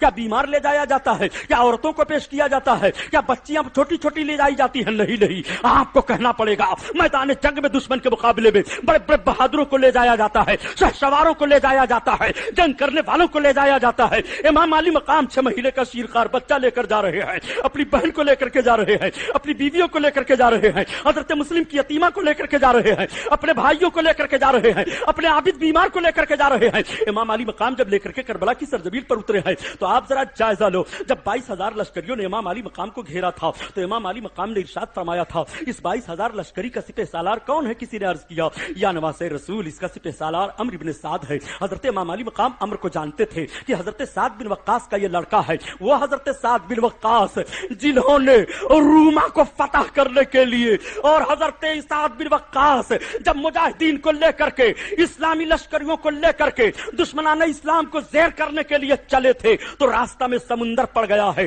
راستہ نہیں ہے جانے کے لیے۔ لوگوں نے عرض کیا اے سپہ سالار ہم کو راستہ کہاں سے ملے گا؟ تو حضرت سعد بن وقاص کہتے ہیں نہ تاج پر نہ تقوی پر نہ زہد و اتقا پر ہے، ہمارا ناز جو کچھ ہے محمد مصطفیٰ پر ہے۔ یہ کہتے ہوئے حضرت سعد بن وقاص نے سمندر میں اپنے گھوڑے کو تیرا دیا تھا اور کہا تھا اسلامی مجاہدوں میرے پیچھے پیچھے آؤ، میرے پیچھے پیچھے آؤ۔ اسی کی ترجمانی ڈاکٹر اقبال نے کی ہے، دیازا کبھی یورپ کے صحراؤں میں اور کبھی یورپ کے کلیساؤں میں، دشت تو دشت ہے دریا بھی نہ چھوڑے ہم نے اور بحر ظلمات میں دوڑا دیے گھوڑے ہم نے۔ ہم وہ تھے پیارے، یہی حضرت سعد بن وقاص ہیں جن کی سربراہی میں بحر ظلمات میں گھوڑے دوڑائے جا رہے ہیں، یہی حضرت سعد بن وقاص ہیں مقام احد میں رسول اللہ کی طرف سے دشمنوں پر تیر چلا رہے ہیں۔ باپ کا حال یہ ہے مگر یہی بیٹا ہی اقتدار کا بھوت سوار ہے، دنیا سوار ہو گئی ہے اور دنیا کی لالچ میں نواز رسول کے خون میں اپنی تلوار کو ڈبونا چاہتا ہے۔ ذرا دیکھو اسی دنیا کے لیے رب نے ارشاد فرمایا وَأَسْرَ الْحَيَاةَ الدُّنْيَا فَإِنَّ الْجَحِيمَ هِيَ الْمَأْوَىٰ، جس نے دنیاوی زندگی ہی کو سب کچھ سمجھا اس کا ٹھکانہ جہنم ہے۔ یزیدی لشکریوں نے دنیاوی زندگی ہی کو سب کچھ سمجھا تھا اس لیے ان کا ٹھکانہ جہنم ہے، وہ جہنمی قرار دے دیے جاتے ہیں۔ قرآن کا فیصلہ ہے وَأَسْرَ الْحَيَاةَ الدُّنْيَا فَإِنَّ الْجَحِيمَ هِيَ الْمَأْوَىٰ۔ آپ ذرا غور فرمائیے اور دیکھتے ہوئے چلیے، اندازہ لگائیے تو آپ کا ذہن و فکر صاف ہو جائے گا۔ حضرت امام حسین نے جب کہا اچھا بلاؤ عمر کو، عمر سامنے آتا ہے، امام علی مقام پھر معارضہ قائم کرتے ہیں۔ عمر یہ 22,000 لشکر کہاں لے کر جا رہے تھے؟ ہم تو جا رہے تھے کفار سے لڑنے کے لیے، ویلم کے کافروں سے، پھر ادھر کیوں تم چلے آئے؟ آپ یزید امیر شام کی بیعت قبول فرما لے۔ عمر ابن سعد یہ تو بتاؤ امیر شام یزید ابن معاویہ کی بیعت میرے لیے درست ہے یا کسی مسلمان کے لیے درست ہے؟ عمر نے کہا نہیں۔ کہا کیوں؟ کہا آپ صحیح گرفت کیے ہوئے ہیں۔ امام علی مقام نے فرمایا کیا وہ نماز برابر پڑھتا ہے؟ نہیں۔ کیا وہ کتے اور بندر کا کھیل دیکھتا ہے؟ ہاں دیکھتا ہے۔ کیا وہ شراب پیتا ہے؟ ہاں کبھی کبھی شراب کے نشے میں دیکھا گیا ہے۔ تو بتاؤ عمر وہ حق پر ہے کہ باطل پر ہے؟ باطل پر ہے۔ عمر پھر تم اس کا ساتھ کیوں دے رہے ہو؟ عمر نے کہا میرے مکانات جلوا دیے جائیں گے، میرا گھر لوٹ لیا جائے گا۔ امام علی مقام نے فرمایا تمہیں اس سے اچھے مکانات مل جائیں گے، تمہیں اس سے اچھا اقتدار مل جائے گا۔ عمر چلا گیا کہ ٹھیک ہے میں کل فیصلہ سناتا ہوں۔ یہ بھی بات تو کربلا کے میدان میں آئی تھی، حضرت امام علی مقام کے خلاف جو تلوار چلانے والا ہے سویرے سویرے امام علی مقام اس سے اقرار کروا رہے ہیں میں حق پر ہوں کہ یزید حق پر ہے، تو وہ اعلان کر رہے ہیں نہیں آپ حق پر ہیں یزید باطل پر ہے۔ اگر امام حسین حق پر نہ ہوتے تو 1,000 کا لشکر لے کر کے جب حر ابن یزید ریاحی نے حضرت امام علی مقام کو سب سے پہلے گھیرے میں لیا تھا اور کربلا کی سرزمین پر امام علی مقام کے سب سے پہلے وہی 1,000 لشکری آتے ہیں، تو حر نے امام کا ساتھ کیوں پکڑا تھا؟ یزیدیوں کا ساتھ کیوں چھوڑ دیا تھا؟ ان کے نرغے سے کیوں نکل آیا تھا؟ آپ کو کہنا پڑے گا کہ جب یزید حر ابن یزید ریاحی کا ذہن و فکر یہ تسلیم کرتا رہا یہ سیاست کی لڑائی ہے تو وہ سیاست کا ساتھ دیتے رہے، اور جب حر ابن یزید ریاحی کی عقل نے اور عشق نے سمجھ لیا یہ سیاست کی لڑائی نہیں ہے بلکہ یہ اسلامی اصول و ضابطے اور حقانیت کی لڑائی ہے۔ امام حسین کا مطالبہ درست ہے کہ خلافت الہیہ اس کی خلافت کو نہیں مانا جائے گا جس کے اندر دینی پابندیاں نہ پائی جا رہی ہوں، اور وہ دعویٰ کرے کہ ہم خلافت الہیہ قائم کیے ہوئے ہیں، ہم کو سب امیر المومنین مان لے، اس کو مومنوں کا امیر سردار نہیں مانا جائے گا، تو فوراً حر نے اعلان کر دیا تھا اب میں حسین کے قدموں میں قربان ہونے کے لیے جا رہا ہوں، آؤ تمہاری تلواریں پہلے مجھ سے مڈ بھیڑ ہوں گی، پہلے میرے تلوار سے تمہاری تلواریں ٹکرائیں گی۔ کربلا کے میدان میں ہوا بھی یہی تھا۔ اب تمہیں کہنا پڑے گا پیارے کہ حضرت امام حسین کے قدموں میں حضرت حر کی شہادت بتا رہی ہے کہ انسان کو بیدار تو ہو لینے دو، ہر قوم پکارے گی ہمارے ہیں حسین، اور مرحبا جرأت ابن حیدر، سر دے دیا بات نہ جانے دی۔ آپ ذرا کربلا کا جائزہ لیں اور کربلا کی لڑائی کو دیکھتے ہوئے چلے۔ امام علی مقام نے یہی معارضہ تو قائم کیا تھا، امام علی مقام نے یہ گرفت لی تھی کہ وہ بے نمازی ہے، تو حضرت امام علی مقام کی جنگ بے نمازی سے ہو رہی ہے، وہ شرابی ہے، امام علی مقام کی جنگ شرابی سے ہو رہی ہے، وہ کھیل اور کیا نام لہو لیب کا خوگر ہے، امام علی مقام کی جنگ کھیل اور تماشے کی عادت ڈالنے والے سے ہو رہی ہے، دین میں لاپرواہی کرنے والے سے ہو رہی ہے۔ اب آپ ذرا بتاؤ یہ حضرت امام حسین کی جنگ صرف کربلا تک محدود ہے کہ قیامت تک یہ جنگ چلتی رہے گی؟ آپ کو کہنا پڑے گا یہ قیامت تک جنگ چلتی رہی۔ امام حسین کی صلح شرابی کے ہاتھ پر نہ کربلا کے میدان میں ہوئی ہے، نہ امام حسین کی صلح شرابی کے ہاتھ میں کسی بھی میدان میں ہوگی۔ تو امام حسین کا ہاتھ تو بظاہر دیکھا گیا کہ کربلا میں رکھا ہے، سر شہید کیا گیا، گردن کاٹی گئی ہے، مگر حسینی مشن تو پایا جا رہا ہے اور ذہن مل جا رہا ہے۔ نہ حسین نے شرابی سے مصالحت کی ہے اور نہ کوئی حسینی شرابی سے مصالحت کرے، نہ حسین نے بے نمازی کو رہنما مانا ہے، نہ کوئی حسینی بے نمازی کو رہنما مانے، نہ حسین نے جھوٹے کو رہنما تسلیم کیا ہے، نہ کوئی حسینی جھوٹے کو رہنما تسلیم کرے۔ یہی تو پیغام کربلا ہے، یہی تو حضرت امام حسین کی جیت ہے، اور یہی تو یزید کی ہار ہے۔ قتل حسین اصل میں مرگ یزید ہے، اسلام زندہ ہوتا ہے ہر کربلا کے بعد۔ سبحان اللہ سبحان اللہ۔ میرے دوست مجھے کچھ کہہ لینے دو، ٹائم کم ہے۔ درود شریف پڑھو، اللہم صلی علی سیدنا مولانا محمد معدن الجود والکرم وعلی آلہ وبارک وسلم صلاۃ و سلام علیک یا رسول اللہ۔ اچھا ایک بات اور بتا دوں پیارے، جب ہم اور آپ حضرت امام حسین کا خاکہ اپنے ذہن میں لاتے ہیں اور نورانی ماحول ان کا ہمارے ذہن میں مرتب ہوتا ہے تو ضرور ہمارے آنکھیں بھیگ جاتی ہیں کہ ظالموں نے آپ کے جسم پاک پر گھوڑے دوڑا دیے، ظالموں نے آپ کے سامنے آپ کے شیرخوار بچے پر تیر چلایا، آپ کے سامنے آپ کے جوان بیٹے کی گردن کاٹی ہے۔ امام علی مقام نے سب کچھ برداشت کیسے کیا؟ امام علی مقام بشریت کے بھی تاجدار ہیں، امام علی مقام روحانیت کے بھی تاجدار ہیں۔ امام حسین کی بشریت تو کربلا کے میدان میں ملاحظہ کرو کہ جوان بیٹے کی قربانی وہ ملاحظہ فرما رہے ہیں، شیرخوار بچے کو اپنی گود میں لیے ہوئے ہیں، اپنے خیمے میں جا کر کے عورتوں کو صبر کی تلقین فرما رہے ہیں، عورتوں کی چیخ بلند ہو جاتی ہے۔ یہ بشریت کا ماحول ہے جو سمجھا بجھا رہا ہے، یہ بشری تقاضا ہے جو صبر کی تلقین کر رہا ہے، یہ بشری تقاضا ہے جو کبھی آنکھوں سے آنسو بھی گر جاتے ہیں، یہ بشری تقاضا ہے جو اپنے خیمے کو جلتا ہوا بھی دیکھ رہا ہے، یہ بشری تقاضا ہے جو پیاس کی شدت کو بھی برداشت کر رہا ہے، یہ بشری تقاضا ہے جو بھوک کے ماحول کو بھی برداشت کر رہا ہے۔ ارے پیارے سنو، امام حسین کو بھوک کیا ستائے گی؟ یہ تو ہم کو اور آپ کو جملہ کہہ کر کے تفہیم کے لیے انداز پیش کیا جاتا ہے۔ امام علی مقام کی ماں حضرت فاطمہ زہرا کا حال تو یہ تھا کہ ایک مرتبہ اللہ کے رسول صلی اللہ علیہ وسلم اپنی بیٹی کے گھر آ گئے۔ باپ کو بیٹی کے گھر جانا یہ سنت رسول ہے، اور بیٹی کا اپنے باپ کے گھر آنا الحمدللہ یہ حضرت خاتون جنت فاطمہ کی سنت ہے۔ اللہ کے رسول صلی اللہ علیہ وسلم اپنی فاطمہ کو دیکھنے کے لیے تشریف لے گئے۔ رسول کونین کی نگاہ پڑی کہ میری بیٹی فاطمہ نماز پڑھ رہی ہیں، مگر فاطمہ کے جسم پر لرزہ طاری ہے، فاطمہ کا جسم کانپ رہا ہے اور بدن بہت کاہل ہو گیا ہے۔ نبی کونین صلی اللہ علیہ وسلم تشریف فرما ہیں۔ خاتون جنت جب نماز پڑھ کر کے فارغ ہوتی ہیں اور اپنے باپ کا چہرہ دیکھا، اٹھ کر کے کھڑی ہو گئیں، سرکار بھی قیام فرما ہو گئے، آقائے کریم کے قدم کو بوسہ دیا، اپنے باپ کے ہاتھ کو چوما۔ رسول کونین نے اپنی بیٹی کی پیشانی کا بوسہ لیا، فاطمہ کی کلائی کو چوم لیا۔ رسول کونین کی مقدس زبان واہ ہوتی ہے، وہ میرے سرکار کی مقدس زبان کہ جس کے لیے جو کچھ کہہ دیں وہ فوراً ہو جائے۔ اسی لیے تو اعلیٰ حضرت عظیم البرکت فرماتے ہیں، مرد مومن تو نبی کی زبان کو دیکھنا چاہتا ہے، ارے دیکھ نبی کی زبان کیا ہے، وہ زبان جس کو سب کن کی کنجی کہیں اور اس کی نافذ کو مت پہ لاکھوں سلام لاکھوں سلام۔ اللہ کے رسول ارشاد فرماتے ہیں میری بیٹی فاطمہ یہ بتاؤ تم کمزور کیسے ہو گئی ہو؟ بیٹی تم نماز پڑھ رہی تھی تمہارا جسم کیسے ہل رہا تھا، نقاہت بہت ہے۔ تب تک آنکھوں میں آنسو چھلک آئے، باپ سے شکایت منظور رہی ہے۔ نبی کونین کی بارگاہ میں عرض گزار ہوتی ہیں ابا حضور میں شکایت کے طور پر نہیں کہہ رہی ہوں، جب آپ نے پوچھ لیا تو میں بتائے دے رہی ہوں۔ ابا حضور آج 3 دن کا عرصہ گزر گیا، گھر میں کھانے کے لیے کچھ نہیں ہے۔ اس فاطمہ کے گھر میں کھانے کے لیے کچھ نہیں ہے جس کے باپ کا یہ اختیار ہے۔ فرماتے ہیں اے عائشہ اگر میں چاہوں تو میرے ساتھ سونے چاندی کے پہاڑ چلائیں۔ اس رسول کا اختیار بھی ملاحظہ فرماتے چلیے اور رسول کی قناعت والی زندگی بھی دیکھتے چلیے۔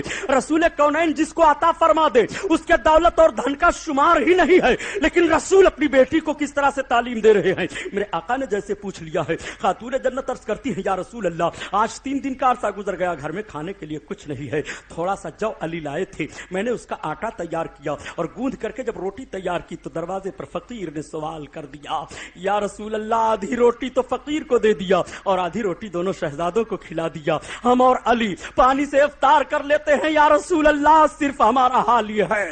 تب تک میرے سرکار کی نگاہ نبوت چھلک جاتی ہیں اور دستے نبوت اپنے آقا کی بارگاہ میں دراز کرتے ہوئے عرض کرتے ہیں اے پروردگار میری فاطمہ کو بھوک نہ ستائے۔ اللہ کے حبیب کی دعا قبول ہو جاتی ہے اور اسی تاریخ سے حضرت فاطمہ کو بھوک نہیں ستاتی ہے۔ اسی فاطمہ کا دودھ پینے والے حسین ہیں جس کو بھوک نے ستایا نہیں ہے۔ تو کربلا کے میدان میں فاطمہ کے لال کو بھوک سے چیلنج کیا جائے، بھوک میں برداشت کر لوں گا، پیاس سے چیلنج کیا جائے میں برداشت کر لوں گا، بچے کی قربانی سے چیلنج کیا جائے میں برداشت کر لوں گا، سکینہ کی آہوزاری سے چیلنج کیا جائے میں برداشت کر لوں گا، زینب کی آہوفغت سے چیلنج کیا جائے میں برداشت کر لوں گا، زینب کی پکار سے چیلنج کیا جائے میں برداشت کر لوں گا، مگر اے پکار مذہب اسلام کا وصول بگڑے حسین یہ برداشت نہیں کرے گا، حسین اس کو برداشت نہیں کر سکتا ہے، حسین سب کی بھیگی پلکوں کا بوجھ اٹھا لے گا مگر اسلام کے چہرے پر کالک لگائی جائے حسین اس کو برداشت نہیں کر سکتا ہے۔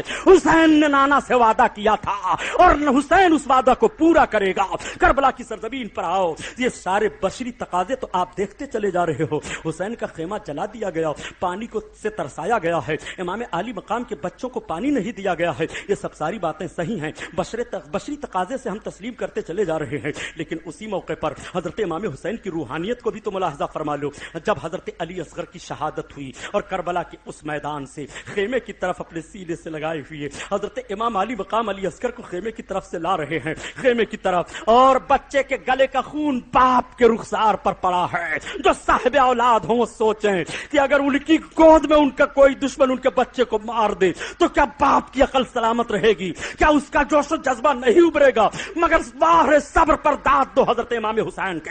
امام علی مقام نے ذہن و فکر دے دیا ہے اور یہ بتا دیا ہے ان اللہ مع الصابرین، اللہ صبر کرنے والوں کے ساتھ ہے۔ اسی لیے ہم کہا کرتے ہیں کہ اگر نماز کا معاملہ ہو تو بھی حسین کو کربلا کے میدان میں دیکھ لو، اور صبر کا معاملہ ہو تو بھی حسین کو کربلا کے میدان میں دیکھ لو۔ امام حسین ان الصلاۃ، امام حسین یا ایھا الذین آمنوا استعینوا بالصبر والصلاۃ کی تفسیر کربلا کی سرزمین پر دکھائی دے رہے ہیں۔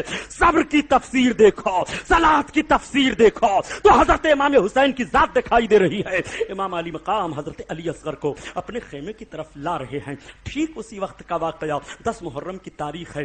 یمن کے ایک تاجر عبداللہ یمنی تھے، وہ بیان فرماتے ہیں کہ میں سمندر کے جہاز سے اور کئی تاجر تھے، ہم سب لوگ جا رہے تھے تجارت کرنے کے لیے، اچانک سمندر میں ایک لہر اٹھی، ایک طوفان آیا اور میرا جہاز ہچکولے کھانے لگا۔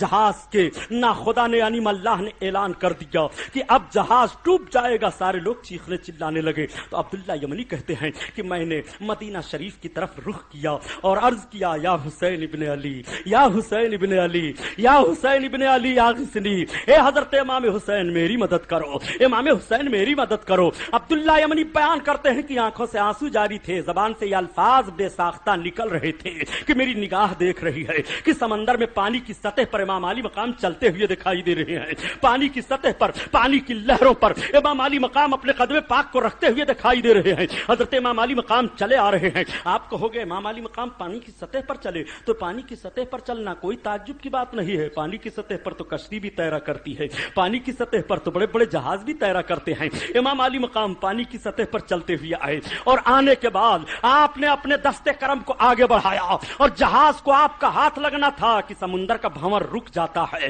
طوفان رک جاتا ہے اور جہاز صحیح سالم چلنے لگتا ہے۔ میں نے عرض کیا سرکار میں یہ کیا دیکھ رہا ہوں؟ ارشاد فرماتے ہیں تم دیکھ رہے ہو وہ صحیح دیکھ رہے ہو۔ اس وقت میں کربلا کے میدان میں ہوں، یزیدی لشکریوں نے مجھے گھیر لیا ہے، میرا بچہ یہ شیرخوار علی اصغر ہے پیاسا تھا، پانی لینے کے لیے میں نے ان کے سامنے پیش کیا کہ اچانک اس دشمن نے تیر مار دیا، میرے بچے کے حلق میں تیر لگ گیا، میرا بچہ شہید ہو گیا۔ میں اپنے بچے کو اٹھا کر کے خیمے کی طرف لا رہا تھا، اے عبداللہ یمنی تب تک تمہاری آواز آئی، میں نے توجہ کی تو دیکھ رہا ہوں کہ تم ڈوب رہے ہو۔ ایک طرف کربلا کا تاجدار سمندر کے لہروں میں اپنے چاہنے والے کو ڈوبتے ہوئے بچا رہا ہے اور دوسری جانب اپنی گود میں اپنے لختے جگر کو لے کر کے خیمے کی طرف جا رہا ہے۔ جب ادھر نگاہ دوڑاؤ تو یہ حسین کی بشریت ہے اور جب ادھر نگاہ دوڑاؤ تو یہ حضرت امام حسین کی روحانیت ہے۔ اسلام کے دامن میں اس کے سوا کیا ہے؟ یک ضرب ید اللہ، یک سجدہ شبیری، انسان کو بیدار تو ہو لے دو، ہر قوم پکارے گی ہمارے ہیں حسین۔ سبحان اللہ سبحان حضرت امام حسین کو کہاں کہاں سمجھو گے؟ اس لیے امام حسین کی شان میں توہین کر کے اپنی عاقبت کو برباد نہ کرو۔ امام حسین کسر اقدس جب شام میں دمشق شہر میں یزید کے سامنے پیش کیا گیا تھا تو یزید نے پوچھا بچے کھچے لوگ ہیں؟ کہا ہاں۔ کہا کون؟ کہا حسین کی بہن زینب ابن علی۔ کہا زینب کو بلاؤ۔ حضرت زینب پیچھے سے جواب دے رہی ہیں تجھے شرم نہیں آتی، تجھے غیرت نہیں آتی کہ تیرے گھر کی عورتیں تو پردہ میں رہے اور رسول اللہ کی شہزادی کو تو پردہ کرنا چاہتا ہے؟ اس نے کہا زینب صرف میں نے اس لیے بلایا ہے، جو باتیں ہوئی تمہارا بھائی اگر حق پر ہوتا تو خدا اسے مدد دیتا۔ حضرت امام زین العابدین نے فرمایا بہن خاموش رہو، میں جواب دیتا ہوں۔ پھوپھی جان آپ چپ رہو۔ حضرت امام زین العابدین نے قرآن کی آیتوں کو تلاوت کیا جس کا مفہوم یہ ہے کہ کسی کو وہی چیز پہنچتی ہے دنیا میں جس کو اس کی پیدائش سے پہلے اس کے رب تعالیٰ نے اس کے مقدر فرما دیا ہے۔ میرے باپ کے حق میں رب تعالیٰ نے شہادت کو مقدر فرما دیا تھا، میرے باپ کو شہادت مل گئی۔ یزید نے کہا زینب تم اپنے بھائی کے خون کا بدلہ لے لو، میں اپنے گھر کے ساری عورتوں کے زیورات کو اور شاہی خزانے سے زیورات منگا کر کے جتنی ضرورت ہو سب کچھ تمہیں دے دیا جاتا ہے۔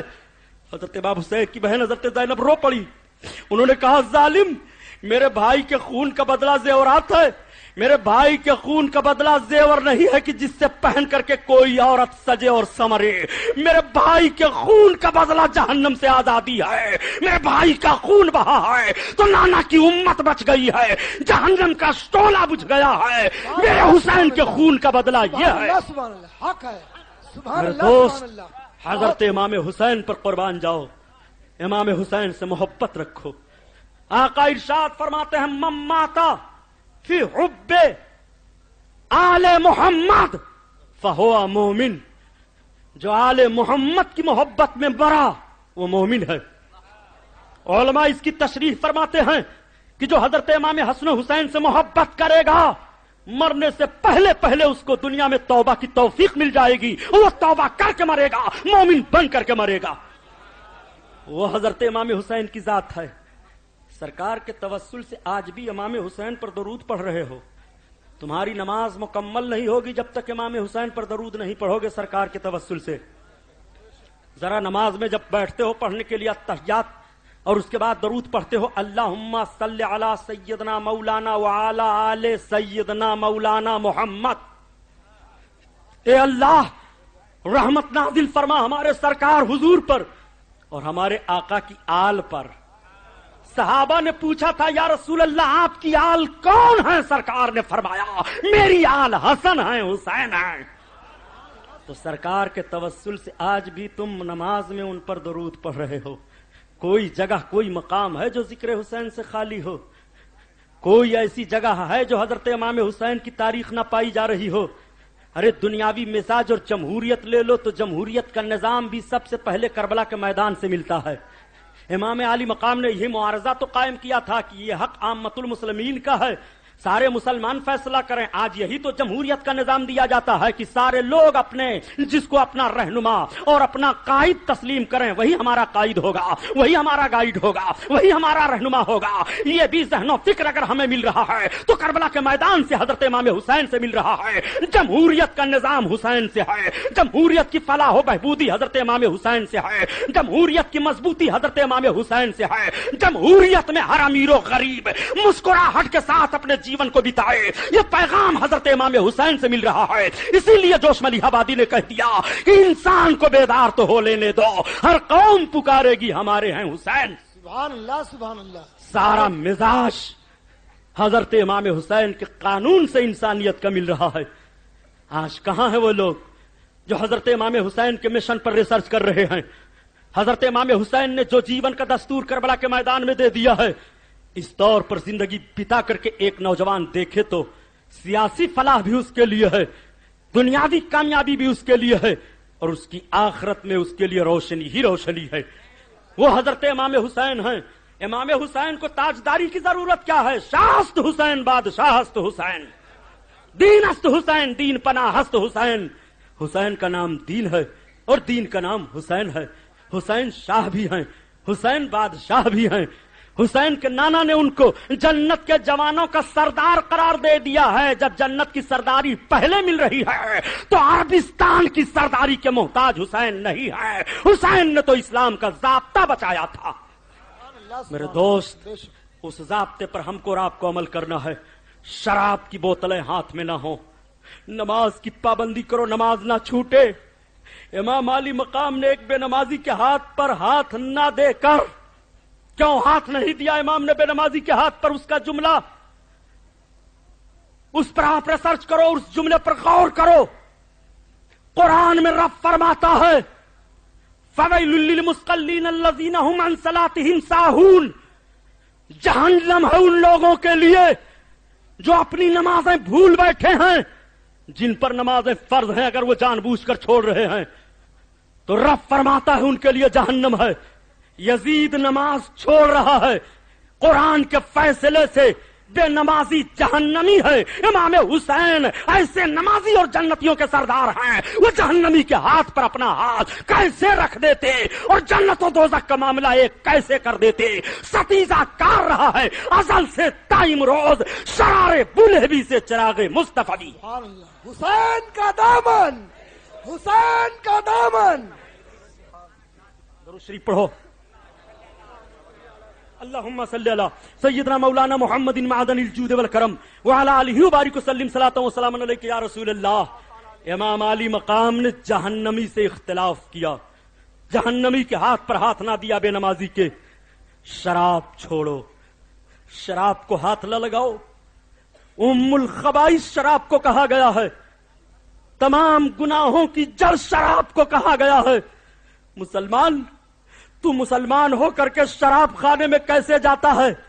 اور جب پولیس کی گرفت میں آتا ہے پوچھا جاتا ہے تیرا نام, جب تو کہتا ہے میرا نام عبداللہ, ذہن و فکر انتظامیہ کا کہاں جاتا ہے کہ جس قوم کے لوگوں نے شراب کی بھٹیوں کو آگ لگا دی تھی اور جس قوم کے لوگوں نے دنیا کے انسانوں کو انسانیت کی روشنی میں رہنے کا پیغام دیا تھا, جس قوم کے تعلق سے قرآن میں رب بیان فرماتا ہے کنتم خیر امت اخرجات للناس تأمرون بالمعروف وتنہون عن المنکر, تم بہترین امت ہو, تم اس لیے پیدا کیے گئے ہو تاکہ لوگوں کو برائیوں سے روکو اور نیکیوں کا حکم دو.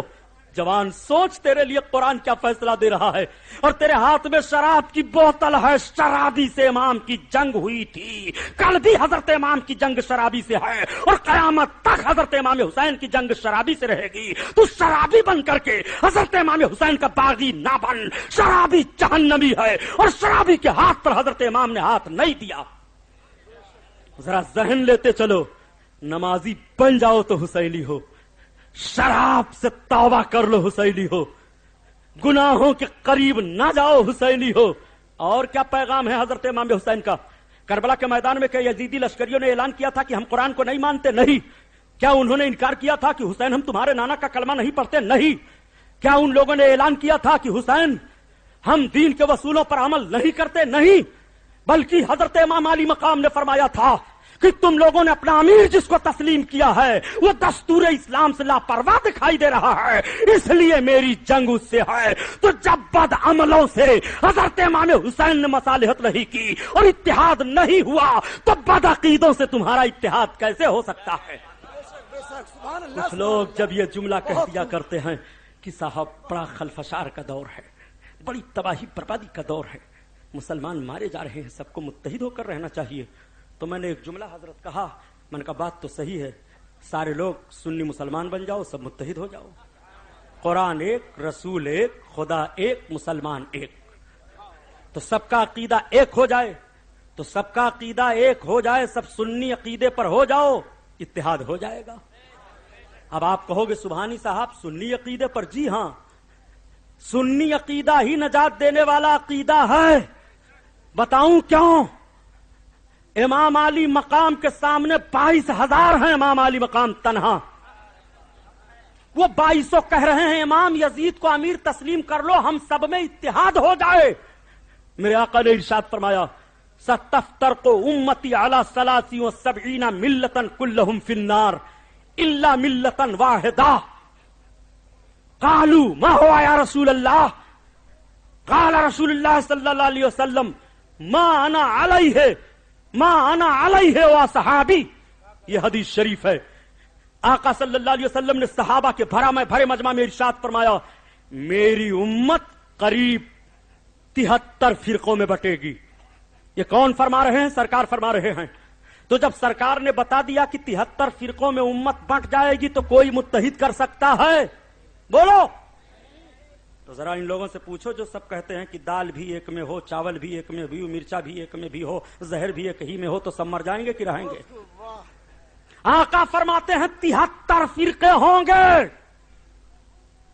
سب جہنم میں جائیں گے 72، الا ملتا واحدہ، ایک فرقہ جنتی ہوگا۔ پتہ یہ چلا کہ 72 کی جگہ ہے جہنم، تو وہ 72 تو ایک جگہ رہ سکتے ہیں، لیکن جو ایک فرقہ جنتی ہے وہ 72 کے ساتھ نہیں رہے گا۔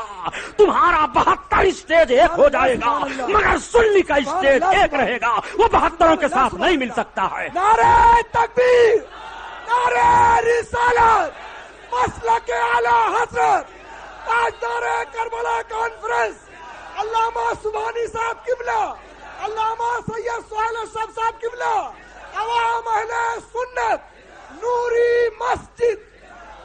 میرے آقا سے صحابہ نے پھر پوچھا یا رسول اللہ ایک فرقہ جنتی ہوگا، اس جنتی فرقے کی پہچان ہے؟ ہاں۔ آقا فرماتے ما انا علیہ واصحابی، جس راستہ پر میں ہوں میرے صحابہ ہیں۔ سرکار فرماتے ہیں جس راستہ پر میں ہوں میرے صحابہ ہیں، تو سرکار نے حسین سے محبت کی ہے، ابو بکر نے حسین سے محبت کی ہے، عمر فاروق اعظم نے حسین سے محبت کی ہے، عثمان غنی نے حسین سے محبت کی ہے، سارے تابعیوں نے حسین سے محبت کی ہے۔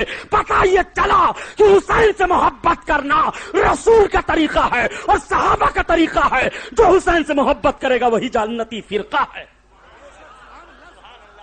کچھ لوگ اگر دعویٰ کریں کہ ہم سرکار کے طریقے پر ہیں، حسین سے محبت کرتے ہیں، ہم ابو بکر کو نہیں مانتے، تو وہ جنتی کیسے ہوں گے؟ سرکار تو فرما رہے ہیں ما انا علیہ و اصحابی، جس پر میں ہوں اور میرے صحابہ ہیں۔ میرے آقا اتنا ہی ارشاد فرماتے اے میرے صحابہ جس راستہ پر میں ہوں، حدیث کا ٹکڑا دیکھو، اللہ کے رسول ارشاد فرماتے ہیں جس پر میں ہوں وہ فرقہ جنتی، یہی فرما دیتے۔ اصحابی کیوں کہہ رہے ہیں؟ رسول کی نگاہ دیکھ رہی ہے کہ کچھ لوگ دعویٰ مجھ سے محبت کا کریں گے مگر ابو بکر کو گالی دیں گے، عمر کو گالی دیں گے، عثمان کو گالی دیں گے، اس لیے رسول اللہ نے فرما دیا اس راستہ پر تمہیں چلنا ہوگا جس پر میں چل رہا ہوں، میرے صحابہ چل رہے ہیں، تب تمہیں نجات ملے گی۔ یہی سچا فرقہ ہے اور یہی صراط مستقیم ہے۔ سبحان اللہ، سبحان اللہ، بہت خوب میرے دوست، ان جملوں کو آپ قبول کر لو۔ میں چونکہ چاند رات سے تقریر کر رہا ہوں، اس لیے مجھے کل بھی تقریر کرنی ہے میرا روڈ، اور پرسوں میری روانگی ہے۔ یہ تاجداری کربلا کانفرنس زندہ آباد پائندہ آباد، اور مولانا قاری وسیم صاحب کچھ گزارش کریں گے۔ مولانا فخر عالم صاحب، آپ سے میں صرف 10 منٹ ٹائم